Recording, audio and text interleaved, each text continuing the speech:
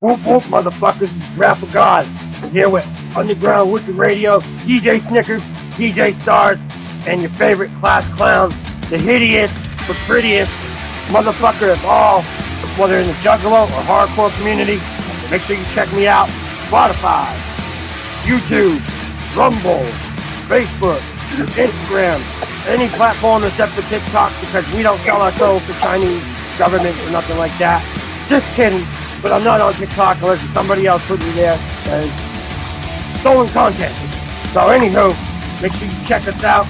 Make sure you follow these motherfuckers. If you're one of my people and you're new to this channel, make sure you subscribe, hit that dial, check out all the content, check me out, and check yourself for bumps on your balls or your breasts and shit because cancer is a motherfucker. Ratchet, what was it? Throngar, Ratchet, McThunderstud. There's my point. Okay, so this is Satanic, aka Ratchet McThunderstud, telling you to listen to Underground Wicked Radio with DJ Snickers and fuck your mother. Go to my new official website, satanic.com. You can get, I have t-shirts, like I'm back in the game, man. I got merchandise now, fucking, you know what I'm saying? Lots more to come. All like my blogs on there. You can keep up with like fucking news updates. All my music videos is on there. I have a mailing list. So satanic.com, definitely go peep that out. And then thesickbeats.com. Those are my two websites. Yo, what up? It's Mug Sticky, and you are listening to Underground Wicked Radio with DJ Snickers, DJ Stars, and Easy 606. Oh yeah, baby. Check me out on mugsticky.com, bitch. Ladies and gentlemen, boys and girls, dogs and cats, birds and squirrels, it doesn't matter who you are or what you are, you need to be listening to Underground Wicked Radio with DJ Stars, DJ Stickers, and of course, Easy 606. Take it from the Lizard Man. This is Shovel of Precious Juggalos. You're listening to DJ Snickers and DJ Stars of Wicked Underground Radio. I paint Juggalo faces on all kinds of weird little things. If you're interested in that, definitely check out my shop, preciousjuggalos.square.site. And then check me out on YouTube. I am Precious Juggalo. Oh, very nice. Thanks. What's the name of your program again? Underground Wicked Radio. Okay, DJ Snickers, be quiet for 1 second. All right? Here we go. Underground Wicked Radio in the motherfucking house. Shaggy Two Dope in this bitch. Big shouts to you and everybody listening, fam. There goes your drop. Are you cool with that? A drop live on the air. So you couldn't even hear the video, huh? No, I can hear the video. Oh, good. Hell yeah.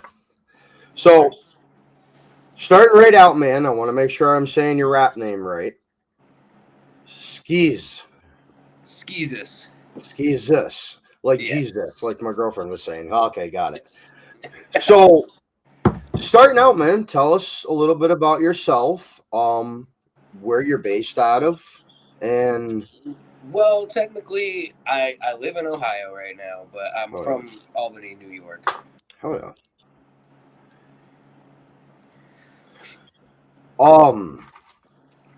Gloom, I don't see you down there, bro, on the stage. But homie, LSP, bro, I love that freaking jersey. Is that on their official page? I'm not sure if it's still on there. Honestly, I bought this like a year ago, so I have no idea. Yeah, because I haven't seen that one. Shout out LSP, man. Scum and IP are fucking killing it. Hell all right, yeah. man. So, Scum and LSP, all of them. What inspired your latest project, bro? Me, honestly. Because, like, everybody is, like, so focused on trying to be like their favorite artist and shit like that, and I'm not gonna lie, even I've been a victim of it, especially when I first started and shit like that. But honestly, what it is like I just push myself to excel and just get better and better and better. So like, of course, I listen to other people's music, and sometimes I do gather inspiration from it, but I never copy anything, you know what I mean? So but I've gotten to this point in my career where like I've just been working on shit nonstop, and I just want people to get to know who I am personally rather than get to know who my favorite artists are. You know what I mean? Hell yeah, bro. So who were you start? So I gotta ask because I listened to your older music and your newer. Who do you think you were sounding like? Um, I don't know. Like I can't say I sound identical to anybody. You know what I mean? Because I do have like my own swag or pizzazz. I can't even believe I used that word, but you know what I mean. I got my own like little shit that has always been there, but I've always been inspired, obviously, by like Eminem when I first started and shit, and then like um as I started getting more into like different genres of music and shit like that. I was kind of like when I was went by Michelangelo's hero. I was kind of like in different lanes actually. Like I wasn't stuck in a certain spot, but Tech Nine definitely for sure. When I was like in that era of doing music, Tech Nine for sure. Joyner Lucas, other rappers within that category that could spit really fast and could also do like singing if they really wanted to. You know what I mean? Could just switch it up. Right now, as far as my music inspiration goes, I like my style. I would say is like a punk ish, like a rap punk, or the best way to describe it is one dude called me a ghetto goth. So I guess that's it. But that's just kind of the route that I've been going because like that's who I am, you know what I mean? Like I've tried to be like this, what a rapper is supposed to be stereotypically, you know what I mean? But I kind of gave all that up and was like, fuck it, dude. I'm just going to do whatever I want. So, like, I do new metal music now. I do rap. I do all sorts of shit, dude. Yo. There he is, Gloom. What's up? What up, Snickers? Skeezus, nice to see you, brother. How are you? Nice to see you. Is everything... Okay. So, you are the dude that I met in Schenectady, right? Yeah, well, we met in Utica the first time, I believe. Yep. Okay. Yep. So I do know this motherfucker, bro. I've been yeah. everywhere lately. Oh, me? That's cool. Yeah, I got reconnected with Snickers over here just recently. He did a interview with Draco, and it's a small world, man. Northeast horrorcore underground stuff is very small, but horrorcore in general, right? Yeah, absolutely. What you been up to, brother? I see you've been making all sorts of skits. They be making me laugh. Well, I mean, that's a good thing, bro. I mean, like, it's cool, dude, because I started making them, right? And then my wife was like, "Yo, we got to do this one." Right. And it was like this one of like her brushing cocaine. It wasn't really cocaine, it was flour.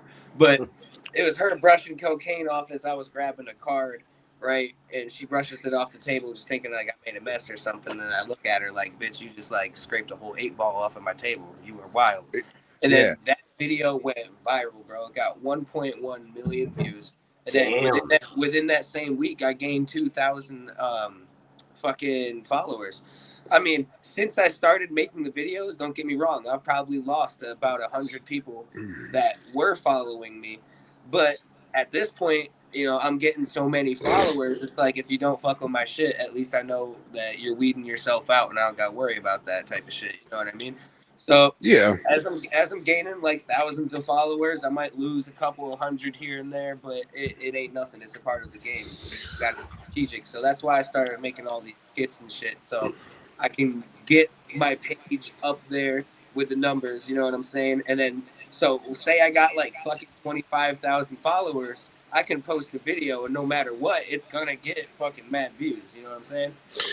And that's, it's really weird to me that people like just want you to do kind of like one avenue of things, you know what I mean? Like if you're a creative and you follow a creative person, like, none of us like being pigeonholed unless it's just the only thing that we do. But like, I do more than, the horrorcore stuff. I like other avenues of music and stuff. And I think it's the same thing, and it's like, you're mad at me because I'm having fun. You know what I mean? Like, it's just, it's weird. I mean, say la vie, I suppose, but it's just like, yeah. Like, is this really what you want to like? You're mad at me for shooting cool videos with my wife. You know what I mean? So dude, Gloom. the hate comments that I get are fucking hilarious sometimes, dude. It's like people say that I'm like cringe and whatnot and blah blah blah. Me and my wife are cringe, but like I don't give a fuck, dude. Like I don't get paid for these videos, but my wife sure as hell fucking started getting paid for them. So you know what I mean? For sure, like, yeah, hell yeah, we're gonna start making money off of this shit. So whether you want to see it or not, you're gonna. Oh yeah. You know, and it's like like people are just miserable, man. You know what I mean? Like people like to just be kind of like permanent victims, professional victims, or it's always woe is me, or it's on the other end, it's just like they have such a high opinion of like their stuff, and it's like there's too much stuff in the world for us all to like the same things, and you know what I mean? That'd be boring. Yeah. You know? Yeah, absolutely. It'd be boring. Yeah, I think that's why it's so hard for like independent musicians that don't really have record label behind them or a team that pushes them or something like that to actually hit that level of fame that a lot of people desire. You know what I mean? Absolutely. It's just I don't know. It seems to be a big thing, like especially in like this, not just like the horrorcore, this side of the underground type of music, but it seems to mostly be like relating to like hip hop or rap music. There's just a lot of like haterism, and like it's weird, man. Like I just never understood like the perpetual fucking like circle jerks that is necessary to like be on shows, because it's like and no clicked up, dude. Everybody is fucking clicked up. Like here in Ohio and Columbus, everybody's fucking clicked up, bro. Like you ain't getting on a show unless you're a part of the clique or you pay money to get on. You know what I mean? And it's the same. It's the same out there, dude. Like I know mad people that get on shows that I feel like I deserved to have been on like fucking 10 years ago. You know what I mean? But here are these artists getting all these spots on shows locally in Albany that I feel like I should have deserved because like I never have done shit in Albany until I fucking moved away, and everybody was like, "Yo, this shit's dope. This guy's from Albany. I didn't know that. Let me start fucking hugging on his nuts." And I do appreciate all the love that comes from the 518 now, but at the same time, it's like, where was it when I was actually You were here? Shit, you know? Yeah. So Gloom, I don't know if you can see this flyer pulled up. I do. We need to see your name on this, bro. Hey, listen, if there's a spot and you can accommodate me, I gladly come drop a set real fast. Well, but, it looks pretty full. After this interview, man, just DM me and we will work something out, my guy. That's cool, brother.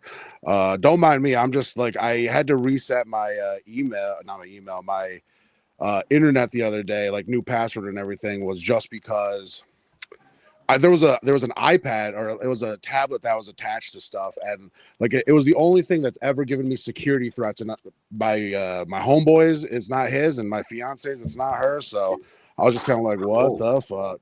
I was about to ask why it looks like there's like a repo truck. Yeah, they're coming to take my gear. So let's cut. I wanted to cut over to the music video. Go, man. Tell us about this. Which music video is it? Oh, go. Go? All right. So I really tried so hard to fucking rent a Lamborghini for this video because in the lyrics I say, yes, I am in the Lamb, but I am the goat. Talking about being in a Lamborghini, but we're playing all that shit.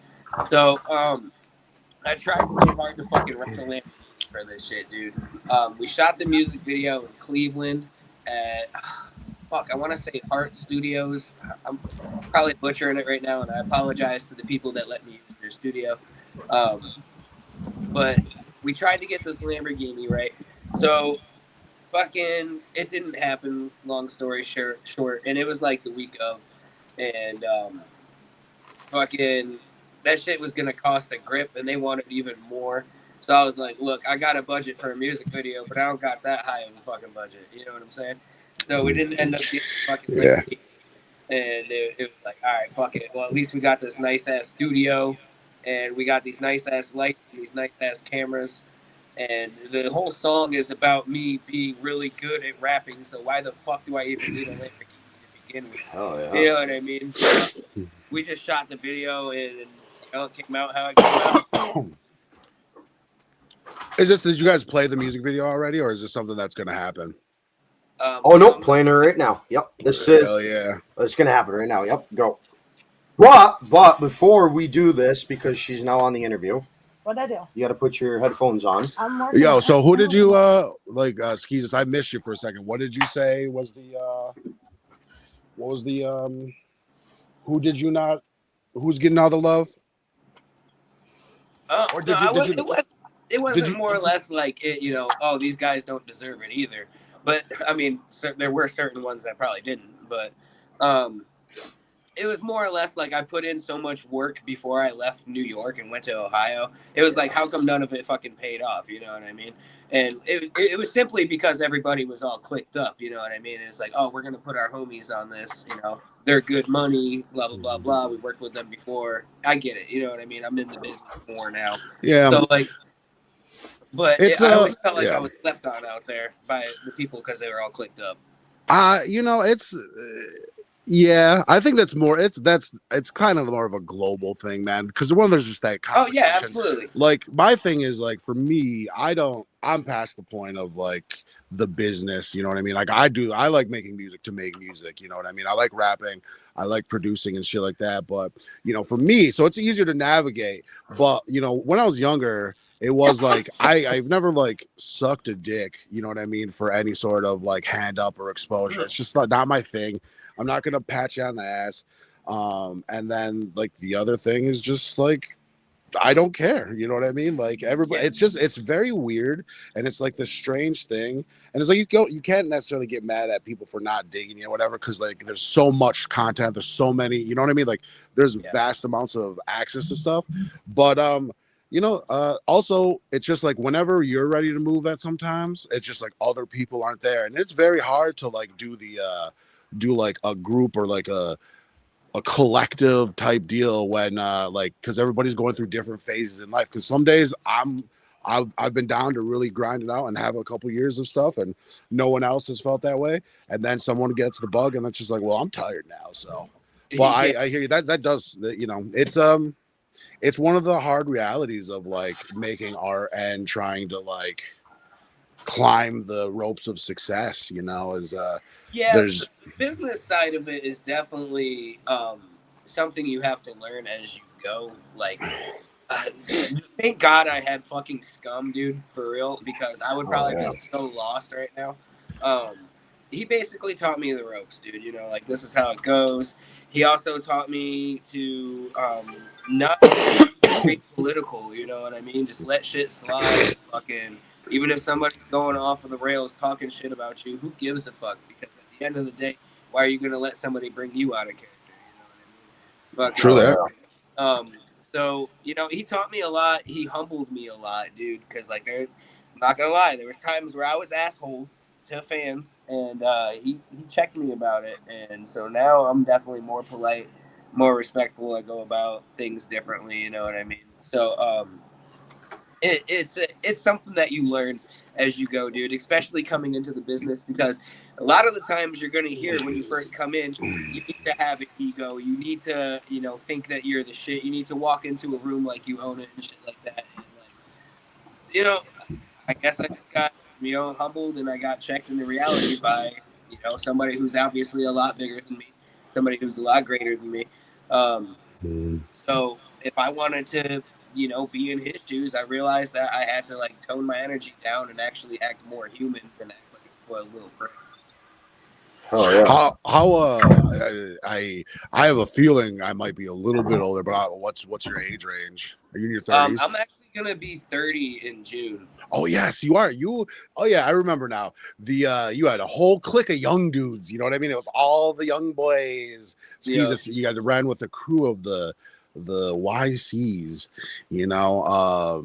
but like, yeah, I think that also comes with some time though, man. It's just like shit's not worth fighting over or beefing about. Like, it's because I don't know, man. Like people are willing to argue or fight you at every step. It doesn't do you. I see you go on Facebook and like you could be like, the sky is blue, and people will fucking die on the hill. Be like, that's fucking not. And it's like, all right, you know what I mean. So when we're at that point now with like humans, it's hard to exist, you know.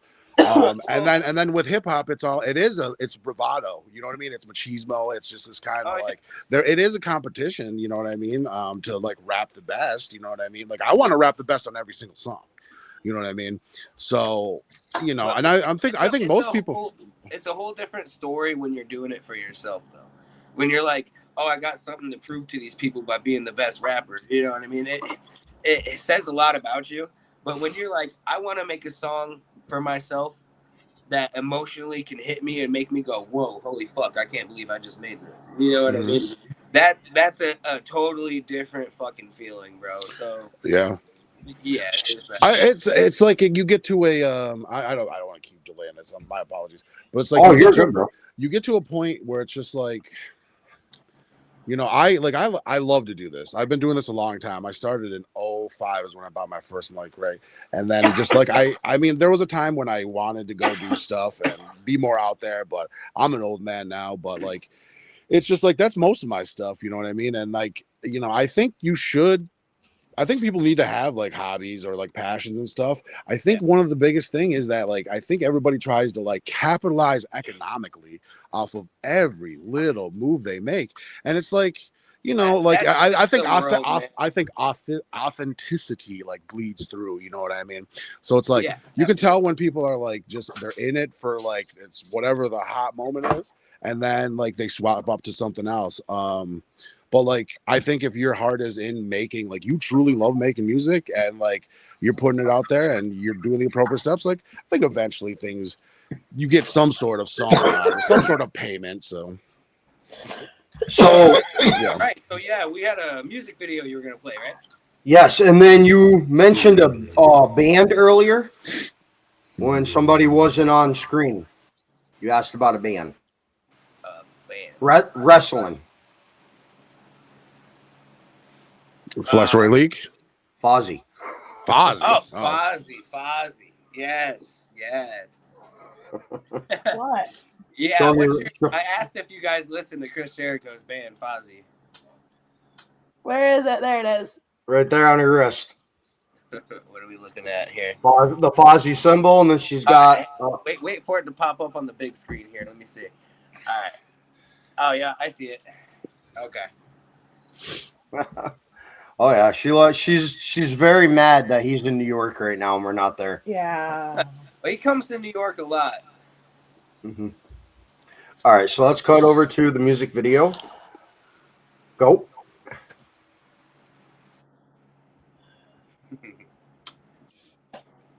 Wow. Okay, there we go.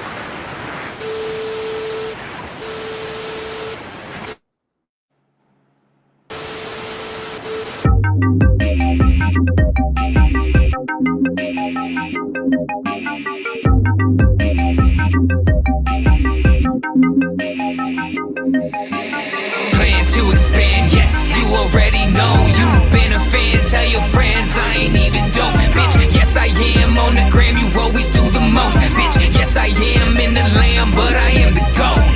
They hate my shit, probably cause I ain't drinking shit. I can sing and spit some of the most insane shit, like taking Chris, crossing it with Joyner on that strangest shit. I'm making hits, tossing in my voice, hurt my words are dangerous. Bitch, you don't know me, I do the work for the devil, but I'm leaving him holy. I'm slowly creeping down your block, don't believe me, then show me, homie. Call my baloney like I was a Dr. Phil, claiming that I'm signing Sony. Blow me, yeah, you already know the deal, independent, putting literate punks below me. The vision will imprint the images, you listen to every single is given the mission to save the children from a system that plays as victims. They kill the players, that's winning. Eyes open, stay focused, no bullshit, because jealousy is a full clip you put in your mouth and pull.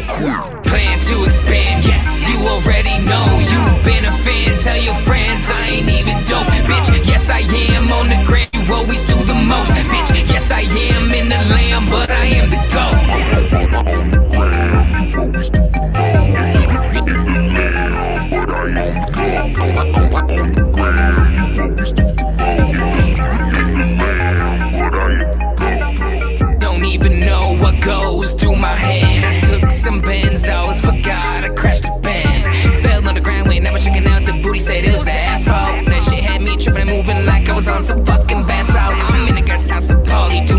that we got from all these. Have all these nuts inside your mouth because all you motherfuckers just be salty. Strongly wash them like laundry, stalling drama, causing problems in your noggin. Cost you all that energy, son, you must be exhausted. You don't want it, literally your career full enough, you don't want it. Nostradamus, I foresee you want that bullshit, so let's be honest. You want it for one reason, that's envy, yeah, motherfucker, I got it. I'm hotter than Beyonce and Bahamas and others, y'all better pay homage. I use y'all talking for profits, I promise I'm kamikaze, y'all not the pot, the bitches on me, cause I'm alright. Riding in the double R with two pride, sign down your black, more aggression than Simon. Hold up, when I'm climbing my feet so bright, it's blinded with a shining. I'm finding all these diamonds when I'm mining, and my time is so good, I'm a god, no lying. Plan to expand, yes, you already know. You've been a fan, tell your friends I ain't even dope, bitch. Yes, I am on the gram, you always do the most, bitch. Yes, I am in the lamb, but I am the GOAT.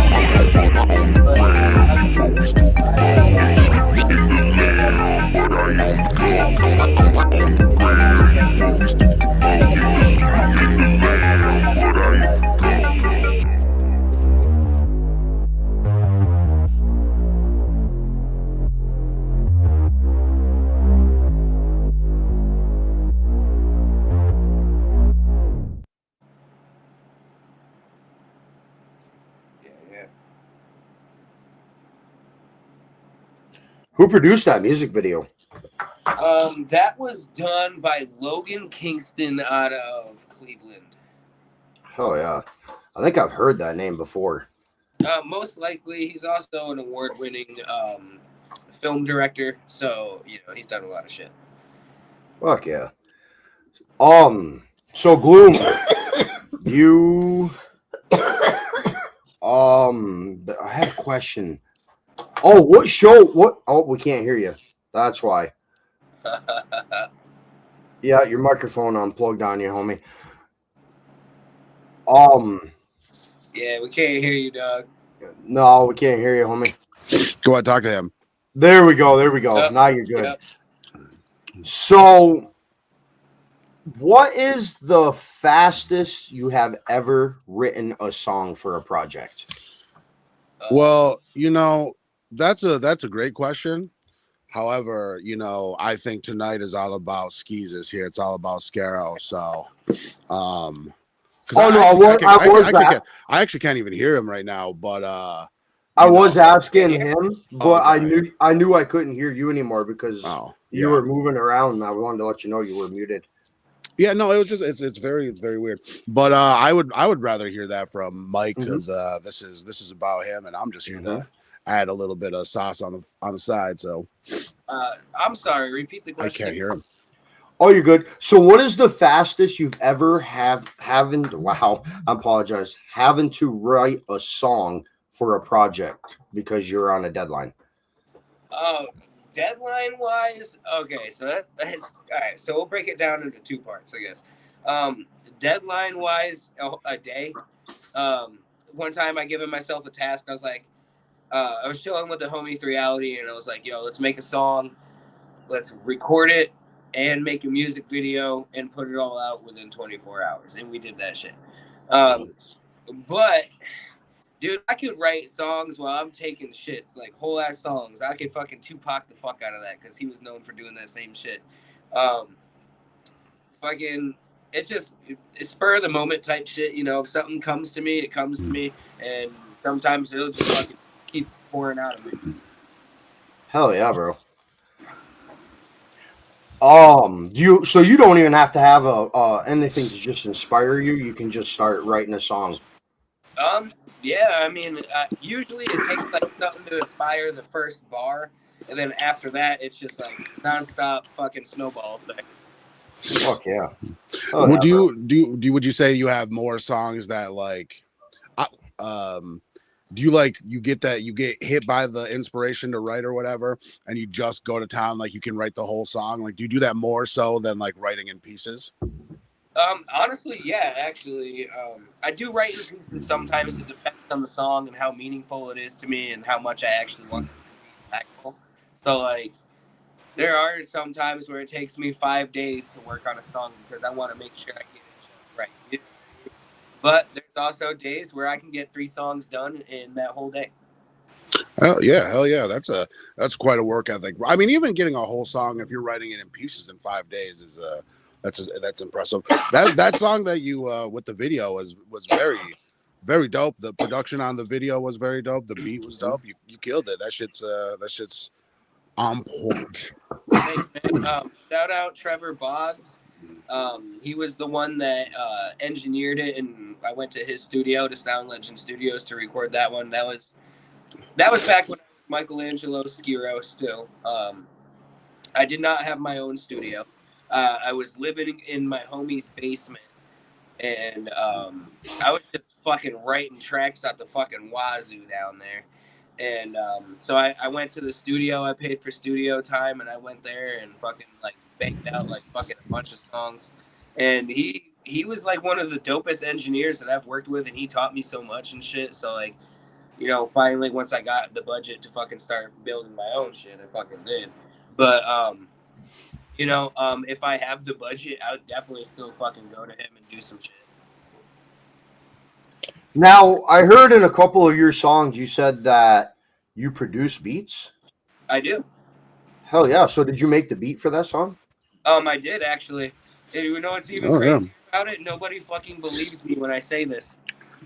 I make all of my beats with GarageBand on my phone. No shit. Swear to God. And they come out with that quality.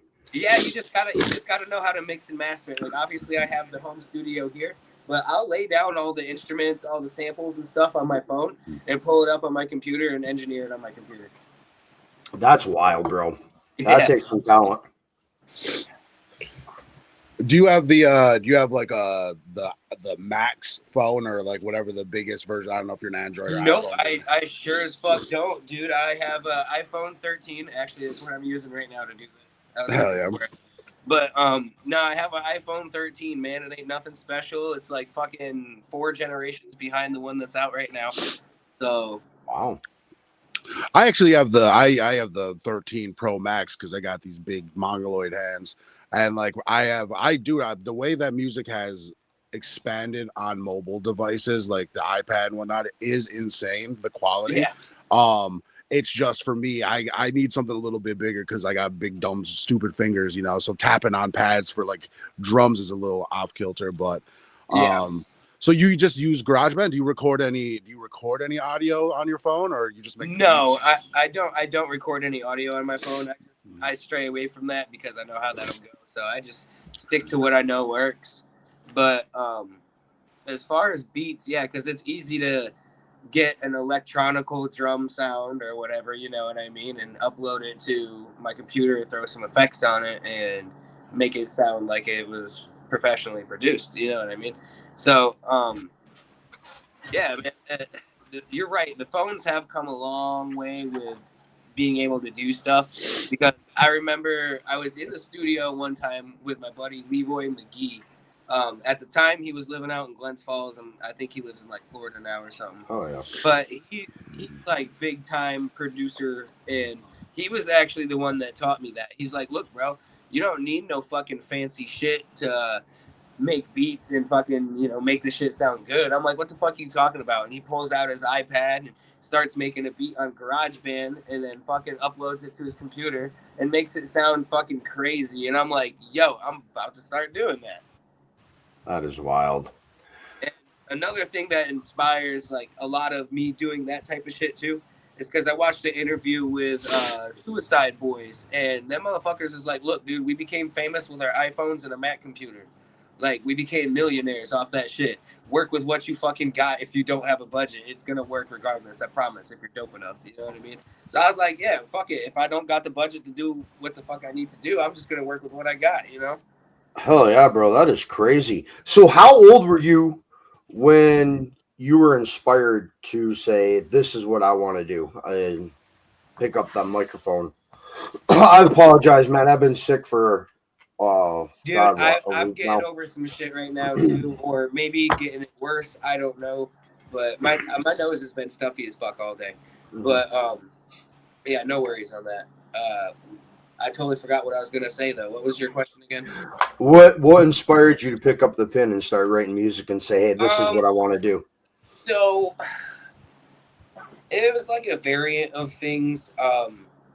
So like, it obviously in New York, you guys being from there, a lot of the ways that somebody gained respect in the streets or in the lunchroom was spitting bars, knowing how to battle rap people and shit like that. You know what I mean?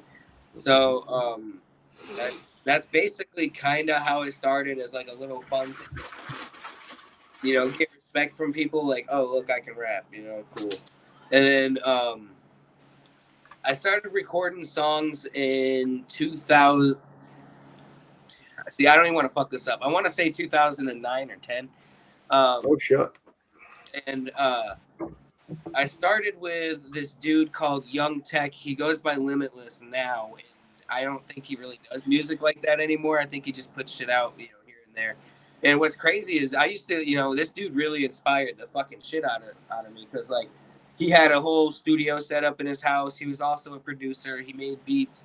He had dudes that were coming over to his house to have meetings with him about buying his beats and shit. And he even did a remix of a Lil Wayne song, and Lil Wayne even shared that shit. So like, you know, I thought this dude was about to like blow up and fucking go places. So I was like, I'm gonna take as much inspiration and knowledge as I can from this dude.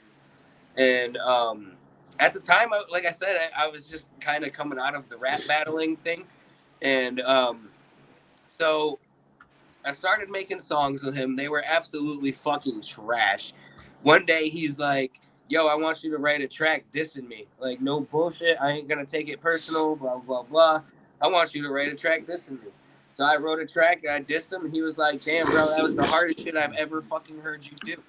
And I was like, well, I grew up rap battling and shit, you know, so that's probably the reason why. But he just really brought like a new artist out of me and really inspired me to actually start doing this shit. And so from that moment on, I started recording songs, and I wanted to be a rapper. And I went through so many different fucking phases and so many different styles and all this other shit. My homie Forrest, he lives out in Glens Falls as well. He started fucking doing a rap group with me. At the time, we were called Prison Clowns, because like we were on some Juggalo shit. And, like, we were first starting to like rap seriously, you know what I mean? And so obviously that did not work out very well. I ended up getting put in foster care. I ended up going through the system. So obviously trying to be a rapper while that's happening isn't really a thing.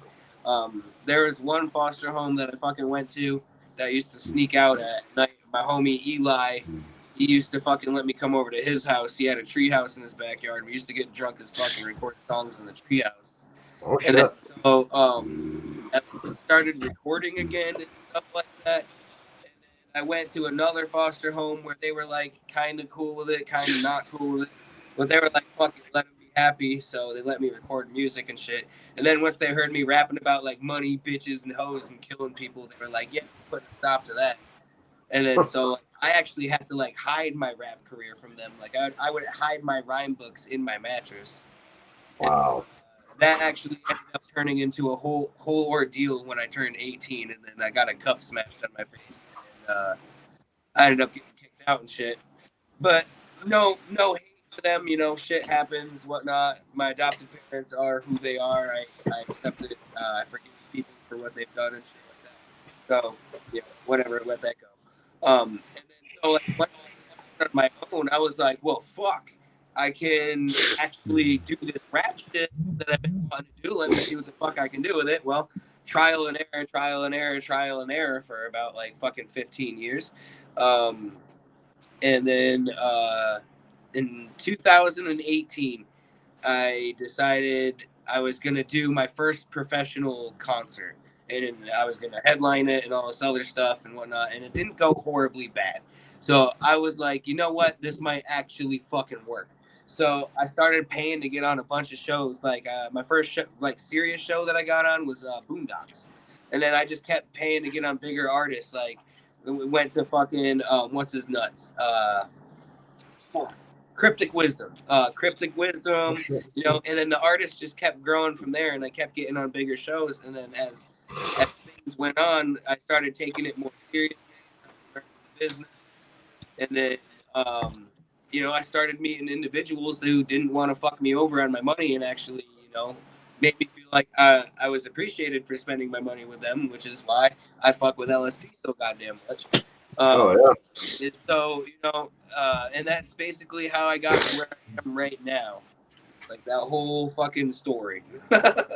Fuck yeah, man. Hell Yeah, yeah. fucking hell's up, bro. So to me, man, the most underrated underground album is Dark Half Graveyard Blues. Oh yeah, dude, fucking I went on the that was like one of the first serious tours I ever did. I went on the 4-5 tour with Scum, Liquid Assassin, and Liquid Assassin was doing a set where it was the collab album that he did with Gino. And I could just see it in his face like every night, bro. Like, he wanted to cry on that stage and shit, but he held it in for the fans and whatnot. And then, like, at the end of the night, I was just like, why do you do this to yourself? Why do you torture yourself? And he's just like, the love for Gino, man. Like, it's just, I feel like I have to. Hell yeah, bro. Yeah, I've had Liquid Assassin on, God, 6-7 years ago. And then I had Damian Quinn on about his CD, The Red Dragon, the last CD he's done. I haven't seen nothing from him in a while. He's getting back into shit. I just seen that he's going to be on a show soon. Oh, hell yeah, bro. I'm glad to hear that. I was beginning to wonder if he was doing okay. So what do you think is the most dumbest thing you have seen in this music career in the last 5 years that an artist has done? Dude, there's so many fucking different things. Because, like, honestly, there was a dude at Juggalo Ohio 4. I didn't even know who he was, a fucking rapper, but apparently he was a fucking rapper.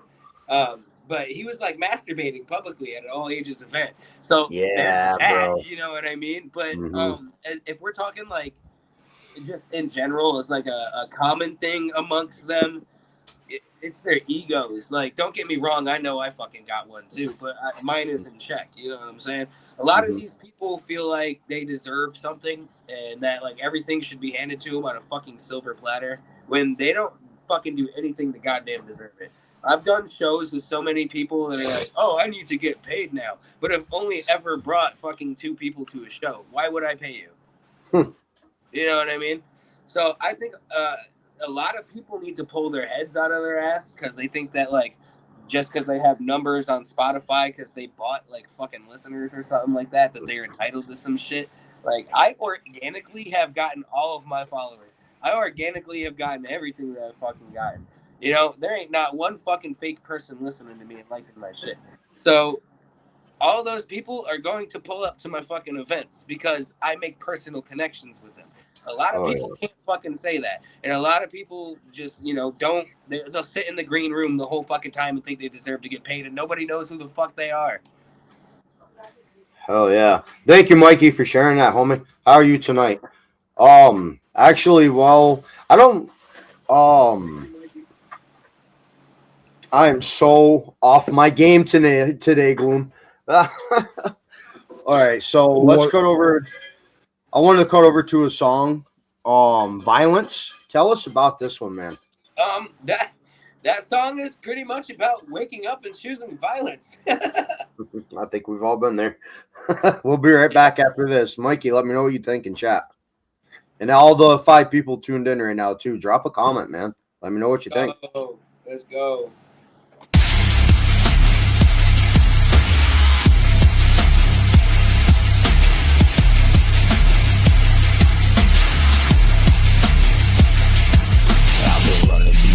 Yo, if you're playing that song, only you can hear it. Every chain, so they will never take me. Got rage inside my veins, it's permanent replacement. For the weakness they expected, now yo, we can't hear the. Never mind, we can't hear the song. I don't know why.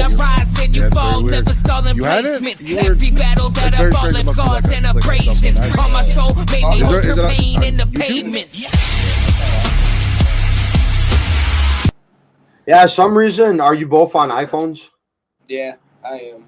Yeah, I mean, I'm on not anything different than I was last time. So, but it's a gooch. Oh, that's weird. You might have to go out and then come back in, Gloom. It's fine. I'll seek it out. All right, here we go. We'll go back to Violence. Drop a comment in chat.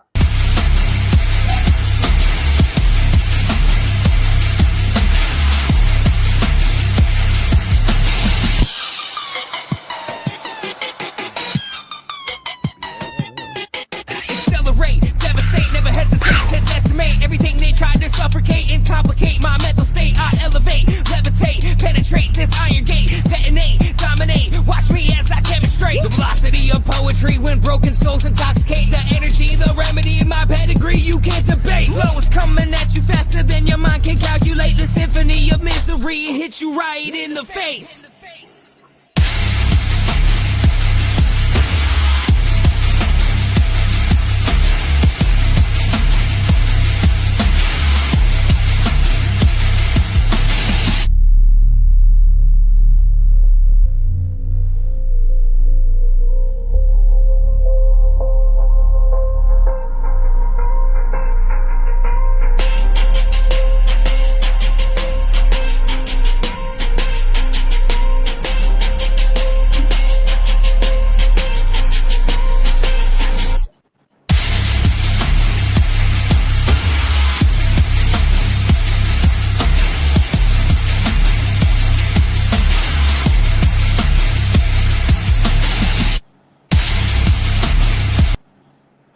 I don't know what the heck is going on with StreamYard. Oh, man, everyone tuned in, man. Can you guys hear the music?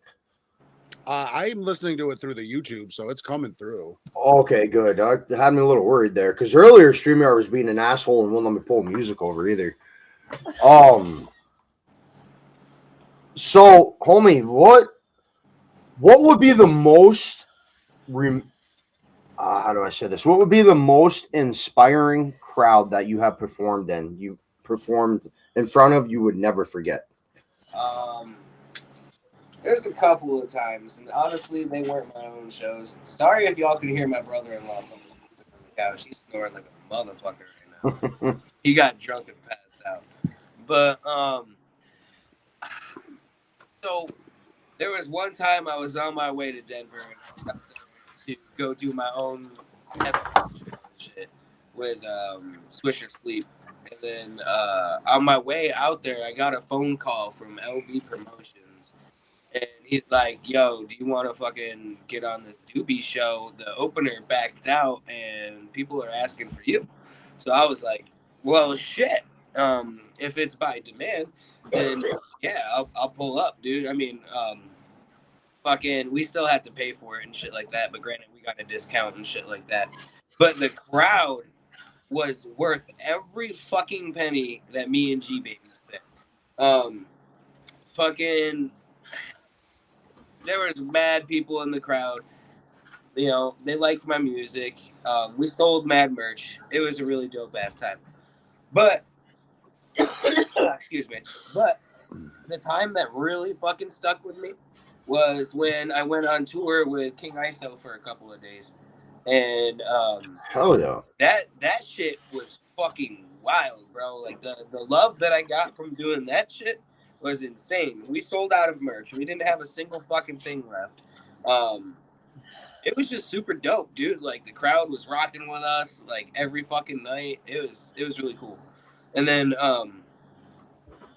we did a tour with Blaze You Dead Homie as well. I think it was like a 4-day run. Every show on that run was fucking dope. There was hella heads in there. Everybody fucked with the music. It wasn't like this person sucks at making music type shit. It was like everybody stayed for everybody's set, and it was super fucking cool. Hell yeah. So we did that tour, but the last show was kind of whack because they were the ones that kind of stayed at the bar until Blaze came on. You know what I mean? So that was a little weird, but other than that, the rest of that tour was super dope. Fuck yeah, bro. We're gonna cut over to your music video, Horns, and then we will talk about that when we come back. All right, let's do it. Out in Albany, got some ruthless ass friends. We always used to throw hands, and we'd be like, fuck with the boat, won't hit them. Rest in peace to ever them. Born birds ain't born here. I was born for more than struggling to shake it. Bitch, Skeezus, the devil and Jesus coming through your speakers. Cloud chasing, hoping that your number increases. Never cared about the money. Do this for my people. And deceitful with feeble thoughts that they carry is a brave. I bring the diesel. We are not equal. You two-faced. This is not a sequel.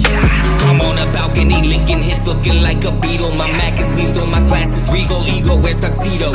Nito, my game is primo. I'm making money at casinos with amigos. My shit jalapeno. You incognito. Love when they say they gon' see you. Pull up in this city, huh? But they never gon' reach you. Guess I have to teach you silly motherfuckers that you need to develop loyalty, cause all of y'all are see-through. My brothers like insulation, they like to hold that heat too. Lately it's been isolation, don't want them to meet you. Try to feed you knowledge, but I can't make you eat too. Your actions ain't from a hungry artist, hope they fucking eat you. After this tour, know you bout to see my name. Every city, every state, and I know you gon' hate. That's a fact, and you ain't in my position. Shit's great for me, cause it went from poor me to going to eat steaks.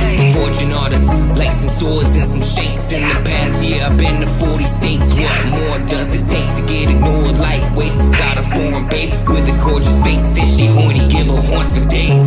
Revolutionary shoved in your grill. Fuck how you feel, we the new edition. For real, make room or we will. Cause we shoot to kill, lose and you will if you choose that deal. People make me give a fuck less. I'm raising hell every day just cause I'm blessed. I'ma do what it takes to be one of the best. Hoping my art paints an image in their head. Yeah. Fuck with the Pope, won't get them. Rest in peace to Evelyn. 4 wars in 1 year, I was born for more than struggling to shit gets. Bitches, Skeezus, the devil and Jesus coming through speakers. Cloud chasing, hoping that your number increases. Never cared about the money, do this for my people. And deceitful with feeble thoughts that they carry is cerebral. I bring the diesel, we are not equal. You two-faced, this is not a sequel.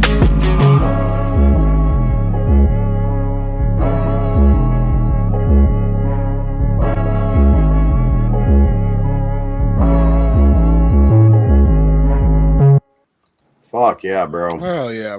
518. You know, man, I think by your old rap name, you did a show with AJ Jordan, the Cassandro. Who? AJ Jordan, the Cassandro. Cassandra? I'm saying it wrong. Crescendo. Cassandro, yeah. Maybe, I don't know, dude. Honestly, I've worked with so many people that, you know, it could have been anybody. I'm more of a face guy than I am a name guy. Really short. Wears red, like all red. How else Sounds can I like describe? sounds like a Looney Tune. Yes, thank you. Dude, I've come along. I've come along a lot of fucking questionable characters, so that's not really breaking it down. Oh, that is funny. I'll hit you up later with a picture. You'll remember. So, man, do you freestyle or do you mostly write? Or how do I say it? Can you freestyle if you are put on the spot? Absolutely. Fuck yeah, bro. Fucking. That's kind of how I started, man. Like I said, the whole rap battling people and shit. I didn't know fuck about none of these people I was rap battling. I would just, mainly go off of looks and shit like that.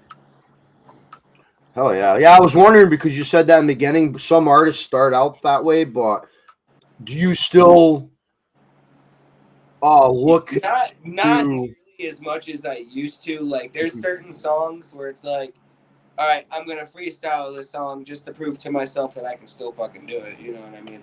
But most of the time, if I was brought on to fucking Sway in the Morning or some shit, and they were spit some bars or Hot 97 or some shit, bro, I'm in there like swimwear. You know what I'm saying? Fuck yeah, hell yeah, hell yeah. That's what I want to hear. So, what does your immediate family think of your music career? I honestly don't really talk to much of my immediate family. I talk to my cousin Josh because he's kind of cool and shit, and he's always kind of giving me respect. He helped me out when I fucking needed it by giving me a roof over my head when we was living out in Schenectady and shit. So Schenectady, the hell of that place. So mad props to him for always being there and shit like that. He still pops out to shows when he can. He's just always been a solid individual to me, so that's why I've always kept him around. As far as the rest of my other family, dude, man, I got relatives that won't even fucking help me out, but got fucking like millions of dollars stuffed in duffel bags and shit. I got you know what I'm saying? Like, won't even invest in my music career or nothing, but you know, is what it is. But my sister, she's really the one that I talk to the most in my family because one, she's my sister. Two, growing up, even though we've tried to kill each other plenty of times, as adults, we now have a bond that is like way different. And I think if you have a brother or a sister or anything like that, you understand exactly what the fuck I'm talking about. Because when life starts getting strange, it's nice to have some people that have always been there from day one. You know what I'm saying? So, Gloom, do you got any questions?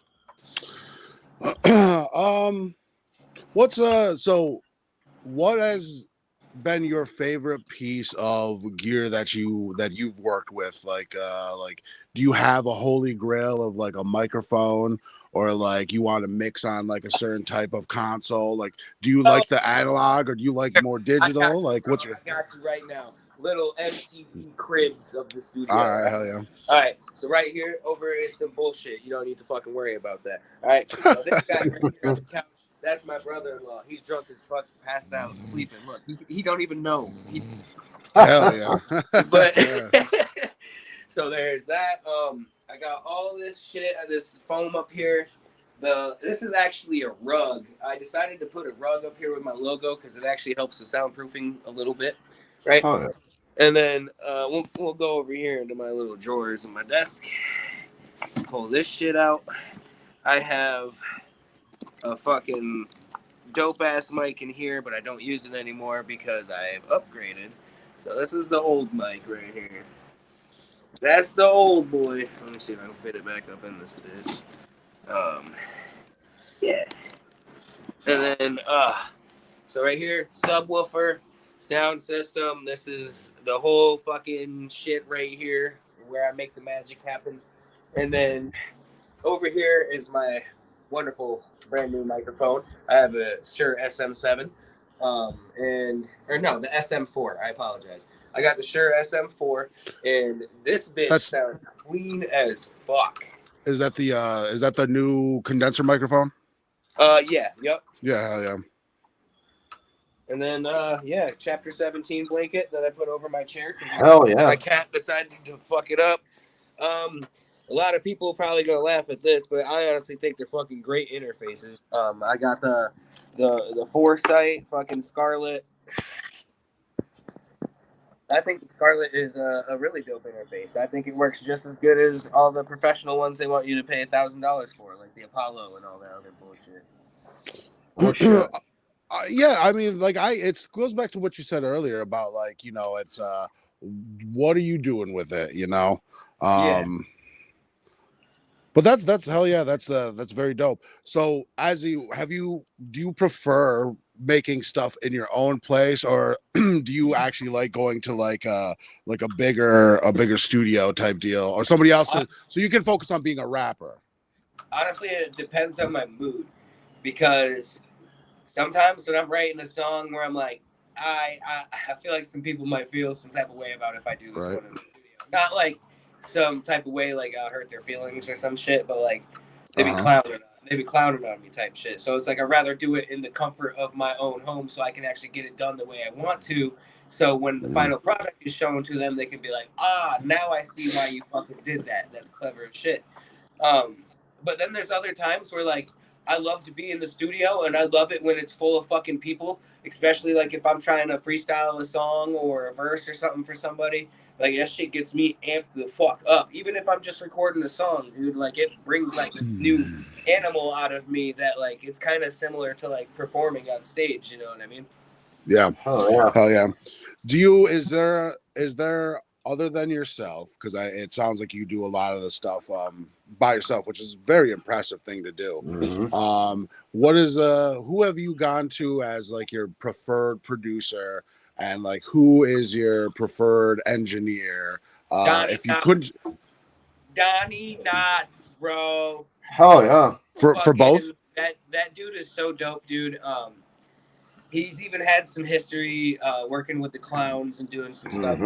So, you know, actually got like a really good professional sound. So like sometimes if there's something that I can't do here myself, I'll record it here myself, but I will send it to him to do it.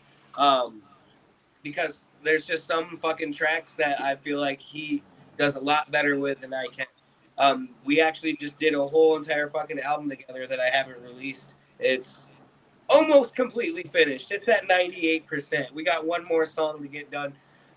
It's recorded and everything. We're just waiting for a verse to get back. So hell yeah. So once that gets back, then the whole shit is fucking done.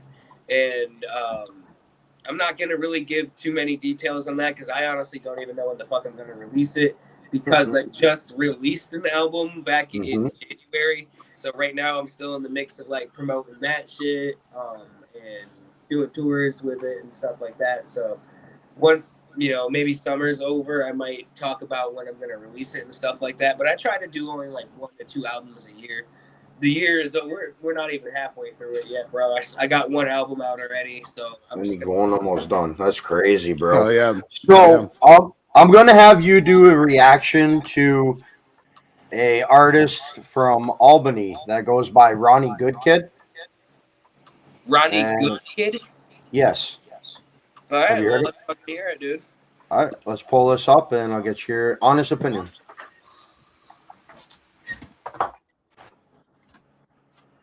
Oh yeah, Daniel's in chat. Wicked Ways, Sinister Minded Music. I'm their official podcast and radio. We'll play this and then I'll get into that here in a minute.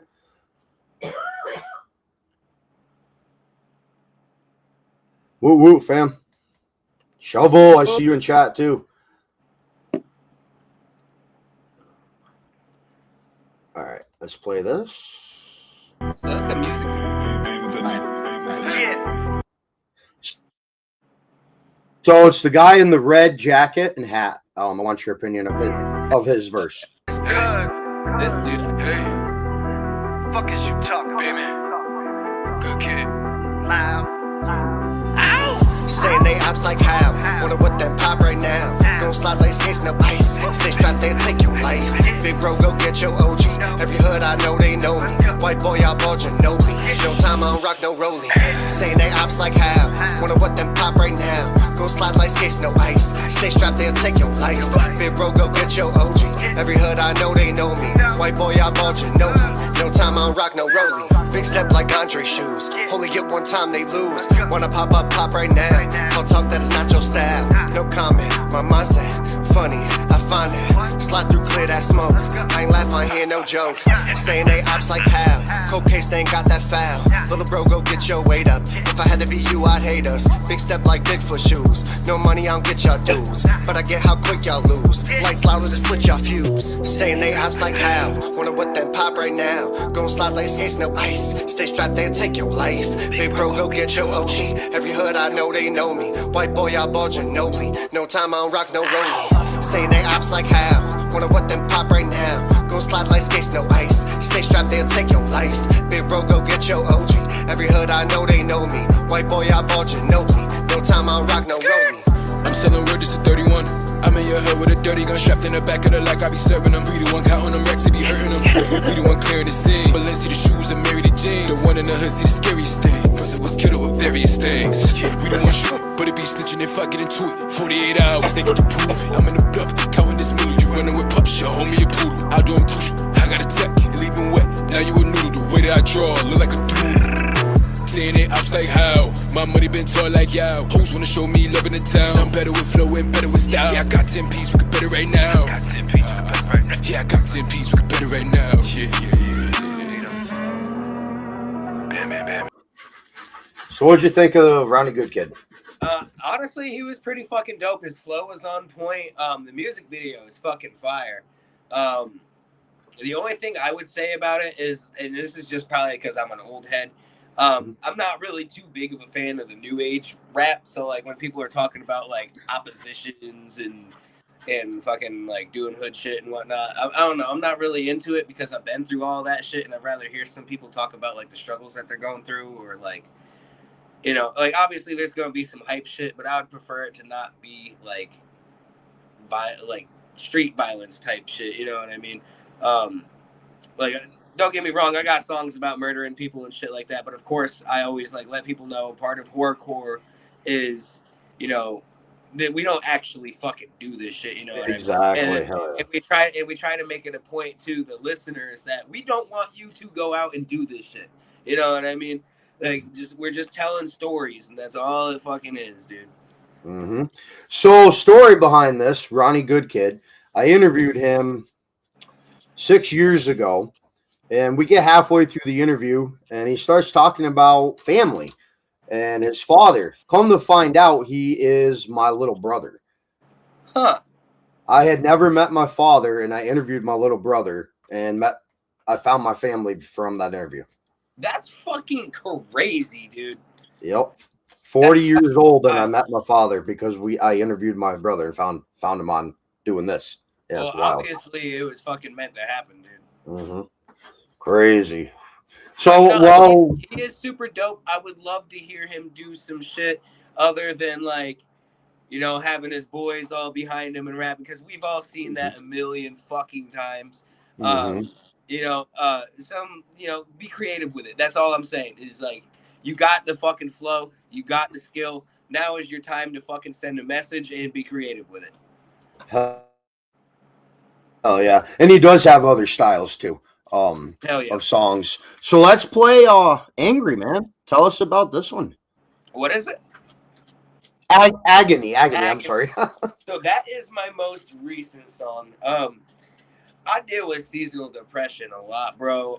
I have anxiety like through the roof, which is fucking crazy because like I always grew up being like, you have anxiety, maybe you should just get the fuck over yourself, blah blah blah.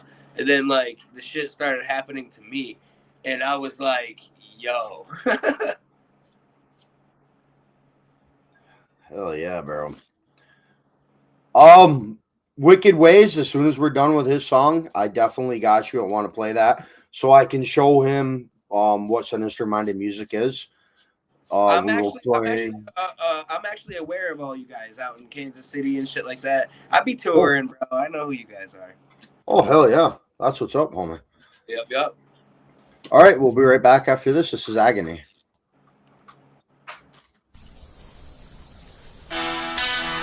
You know, I got a lot of shit that loose in my head. A lot of shit that I don't talk about. And that's the reason why I make music. Let's go. The weight on my neck is a mountain of stone. I'm freezing to death on the throne. They offer the silence, feels like the end, but the agony's my only friend. I'm wide awake, tearing the world from the heart of the edge. Look, I'm a wreck, I'm a mess with a chest full of lead, and I'm ready to snap like a thread. Give me the lithium, give me the Valium, fuck it, I'd rather be dead than living a life where I'm feeling like nothing. There's something that's haunting my head. My pulse sucks and my blood pumps, body fucked up from what goes on in my head. I'm frantic, I'm manic, I'm drowning in panic. The chemical balance is totally gone. The doctor is pushing a script for a fix, but he doesn't even know what I'm carrying on. The terror is visceral, literal, miserable, biting my spirit from dusk till dawn. Sick of the silence, begging for violence. The war in my head is a marathon. I actually just got a new internet. I'm freezing to death on the throne. They offer the silence, feels like the end, but the agony's my only friend. I'm wide awake, tearing the world from the heart. I'm thinking the reaper is picking locks at my sanity now. He's standing behind me, trying to find me, making me take a permanent bow. I'm dripping with sweat, I'm covered in debt to the devil for every breath I'm allowed. Anxiety choking, I'm broken, I'm soaking in blood from the wound I'll never avow. Floorboards groaning, I'm pacing, I'm moaning the fact that I'm losing my grip. The world is a blur and I'm feeling this burn from the demon that's making me flip. But look at the rhythm, I'm giving them wisdom, I'm taking the misery and making it pay. I'm turning the torture into quarters when I'm crossing the border to hell every day. Every lifeline is a pipeline, sign that the darkness is going away. I'm using the agony, I'm dragging the gravity and turning the fucking ash into clay. Deaths were told. I love that. Only bodies left behind. And dinner served. That sucks. You guys can't hear the song. It's just weird through here, but I'm listening through the. I have it up on so I could hear what's going on because I wanted to hear Skeezus. Oh yeah. So, homie, why do I have an echo?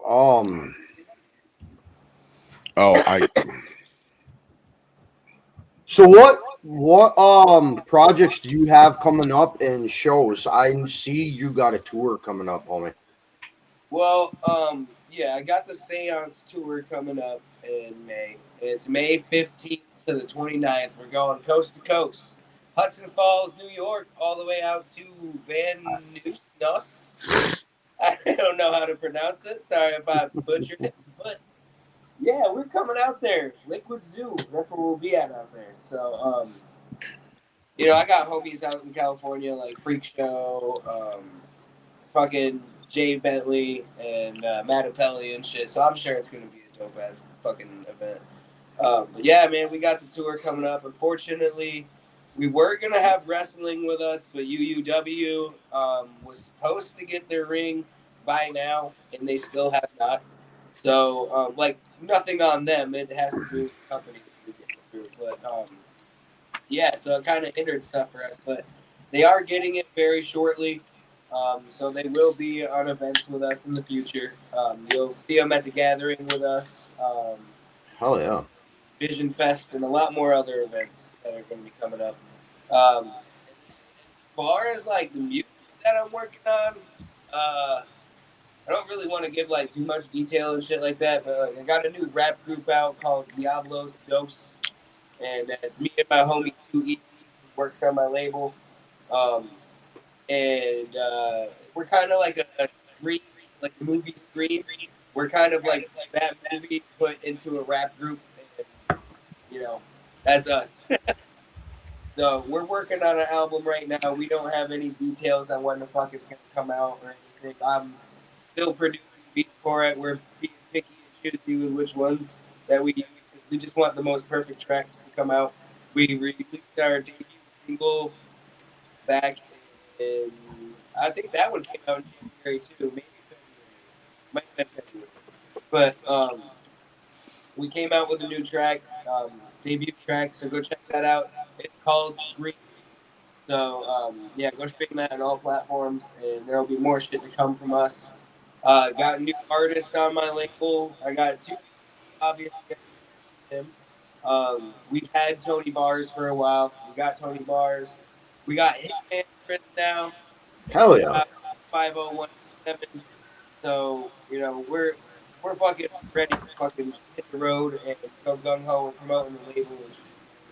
And, if you are coming to any of the dates on tour, I don't know if you can make like my screen bigger or whatnot, but I'm gonna show some motherfuckers some exclusives that you can only get on this tour. I'm not gonna fucking show you too much or anything like that, but I got a couple of things to show you that you can get on this tour. We got brand new fucking weed grinders with the company logo on them. Brand new Revolutionary Vision grinders. This one's got weed in it still.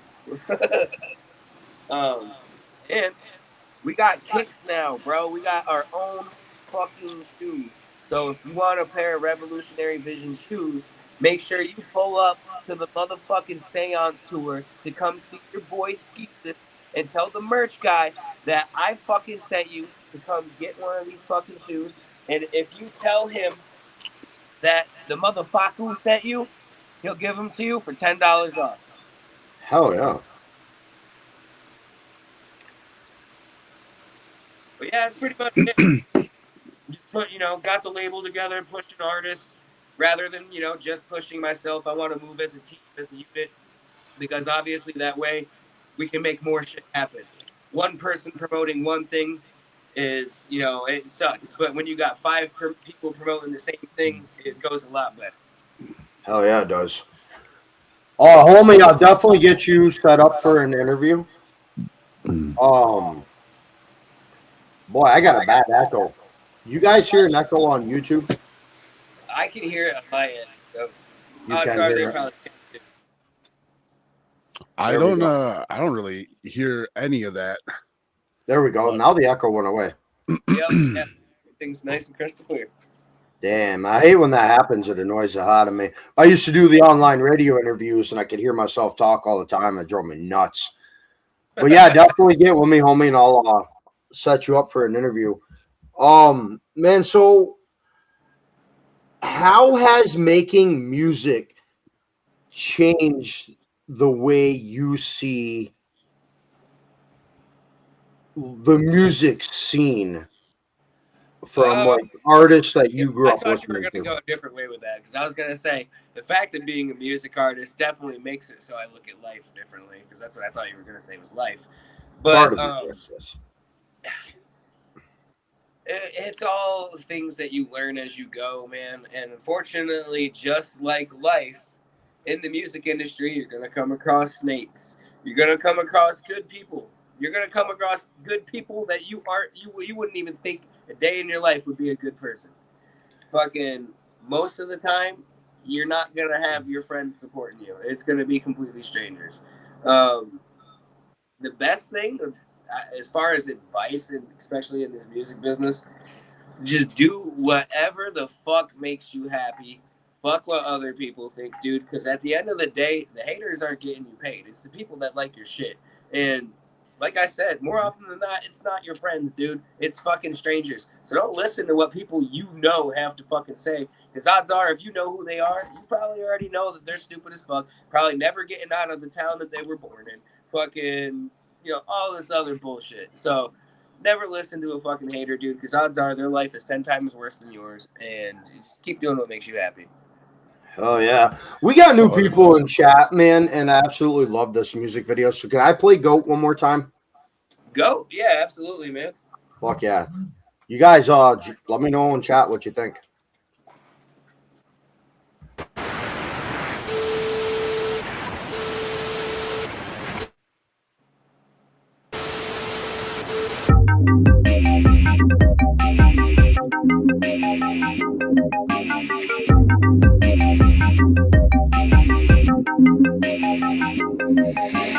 Plan to expand, yes, you already know. You've been a fan, tell your friends I ain't even dope. Bitch, yes I am on the gram, you always do the most. Bitch, yes I am in the lamb, but I am the GOAT. They hate my shit, probably cause I ain't drinking shit. I can sing and spit, some of the most insane shit, like taking Chris, crossing it with Joyner on that strangest shit. I'm making hits, tossing in my voice, hurt my words are dangerous. Bitch, you don't know me, I do the work for the devil, but I'm leaving him holy. I'm slowly creeping down your block, don't believe me, then show me, homie. Call my baloney like it was a Dr. Phil, him and Adam, signing Sony. Blow me, yeah, you already know the deal, independent, putting literate punks below me. The vision will imprint the images you listen to. Every single is given a mission to save the children from a system that plays as victims. They kill the players, that's winning. Eyes open, stay focused, no bullshit, because jealousy is a full clip you put in your mouth and poke. Plan to expand, yes, you already know. You've been a fan, tell your friends I ain't even dope. Bitch, yes I am on the gram, you always do the most. Bitch, yes I am in the lamb, but I am the GOAT. On the gram, you always do the most. In the lamb, but I am the GOAT. On the gram, you always do the most. In the lamb, but I am the GOAT. Don't even know what goes through my head. I took some benzos, forgot I crashed the Benz. Fell on the ground when I was checking out the booty, said it was the asphalt. That shit had me tripping and moving like I was on some fucking bass out. I'm in the guest house of Paulie, doing all these drugs that we got from Aldi's. Have all these nuts inside your mouth because of you motherfuckers just be salty. Strongly wash them like laundry, stalling drama, causing problems in your noggin. Cost you all that energy, son, you must be exhausted. You don't want it, literally your career full enough, you don't want it. Nostradamus, I foresee on that bullshit, so let's be honest. You want it for one reason, that's envy, yeah, motherfucker, I got it. I'm hotter than Beyonce and Bahamas and nuggets, y'all better pay homage. I use y'all targets for profits, I promise I'm kamikaze. Y'all know the pot, the bitches on me, cause I'm a riot. Riding in the double O with two pride, sign down your black, more aggression than Simon. Hold up, when I'm climbing my feet so bright, it's blinded when it's shining. I'm finding all these diamonds when I'm mining, and my time is so good, I'm a god, no lying. Plan to expand, yes, you already know. You've been a fan, tell your friends I ain't even dope. Bitch, yes I am on the gram, you always do the most. Bitch, yes I am in the lamb, but I am the GOAT. On the gram, you always do the most. In the lamb, but I am the GOAT. On the gram, you always do the most. In the lamb, but I am the GOAT.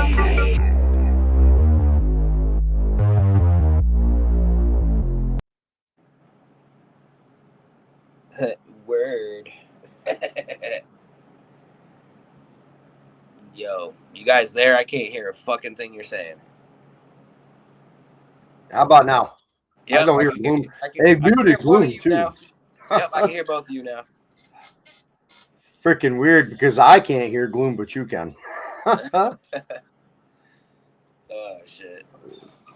Freaking technology, So, man. I think I just saw a comment that said, "How did I get my rap name?" I don't know. Yes. All right, so we'll go into that a little bit, I guess. So, obviously, as we've been saying this whole interview and stuff like that, I used to go by Michelangelo Skiro. And how I came up with that name is because when I was on the streets and I was smoking crack and doing all these fucking drugs and shit, I always tried helping people even though I had nothing. So people are like, you're like a scarred hero, man. Like, you just got so many wounds, but you're just trying to take the Band-Aids off and put them on us. And that shit really resonated with me. So I fucking started going by Skiro. And then I went by Michelangelo Skiro because my mother passed away. Before she passed away, she always used to call me Little Michelangelo because I was an artist and my name is Michael. So, I decided to put the Michelangelo in front of the Skiro, especially because at the time there were so many fucking Skiros popping out of nowhere, deciding that they wanted to rap and shit. So I was like, all right, fuck, I'll be Michelangelo Skiro to decorate myself. And then, like a couple of years back, like when I first started going by Michelangelo Skiro, I had long hair, but then I had shaved it and then started growing it back out. So then my hair had gotten long again, and I was in Las Vegas, dude, on tour with Scum, and actually with Triple MFD. And hell yeah, we're walking down the Fremont Strip, and there's always people out there that dress like characters to take pictures with people. You know, you have to pay a donation. Same thing like Times Square out there in New York. But so there was this one dude that was dressed up as Jesus, and he fucking looked like Jesus, dude. And he looks at me, and mind you, I had my hair down, and obviously I got a beard and shit. So I had my hair down, and he fucking looks at me, whips at me real quick, and he goes, "What's up, Jesus?" And I was like, "Did Jesus just call me Jesus?" And then I was telling my homie Threality about the experience that I had, and he was like, "Yo, you should make some tie-dye shirts and then put Skeezus on the front of them, and then on the back of them make it say, 'I died for your sins,' but like tie-dye, you know what I mean? Like dye." That's awesome. I was like, that's actually a fucking dope-ass idea. And I was like, I don't know about this Skeezus name, but something about it is just fucking calling to me. So I eventually just ended up making that my fucking name. That's wild, bro. It's catching on a lot more. It's a lot more simple. Just a couple of syllables for people to say, and they'll easily remember it. Skeezus, the guy that looks like Jesus. You know what I mean? Yep. Hell yeah. So you were right, man. You hit that right on the fucking head. Damn. Figured it out. She's like, just say Jesus, because I didn't want to say your name wrong. And she's like, Skeezus. I was like, oh, okay, I get it now. That's fucking dope. For the longest time, man, when I had all Zululu on, I could not pronounce their goddamn name. I don't know why. It just... I couldn't do it. I'm gonna cut over to another song. I finally got this goddamn song to pull over. I love this one. This is going on the online radio station. I'm gonna get that back up and running. All right, cool. Also, listen to a few others. All right, we'll be right back after this song. Watching, I also do interviews podcast. Oh, all right. Okay, say that again. Sorry. Yeah, I got you, bro. So for anybody that is watching this, I also do my own podcast, and I also interview artists as well. So if you fuck with me, you fuck with my music and everything I do, make sure that you go jump over to the Praise Skeezus YouTube page, Skeezus Networks, and make sure that you fucking subscribe. But also, if you would like to fucking watch my podcast and shit that I do with artists, make sure that you jump over to the Visioncast Radio YouTube channel. Make sure you subscribe. I got fucking interviews on there with Scum, Darby O'Trill, Insane Poetry, and there's plenty of more fucking really dope ones to come. I'm about to start doing them in-house. We got a Patreon also started, so if you support everything that we do, make sure you go to the Patreon. Make sure that you fucking subscribe to it, and we will be putting exclusive podcasts on there. Shit that I'll be doing on the road, and other stuff like that. So, And what was that sorry, website dude, again? I didn't mean to interrupt you. What was the website again? So the YouTube channel is Visioncast Radio. Visioncast Radio. Hell yeah. Yep. Oh yeah, go check that out, homies.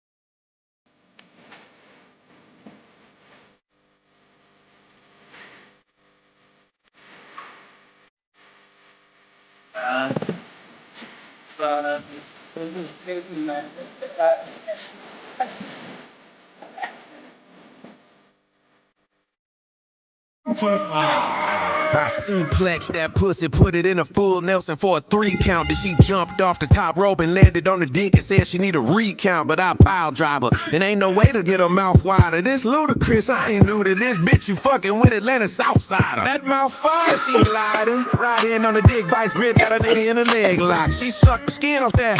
So good, Luda had to put her in a headlock. And out of bed rocking, don't be knocking at the door unless you and your hoe wanna get clothesline. Cause I'm a world wrestler, no one fresh is so special, cause your girl chose ma.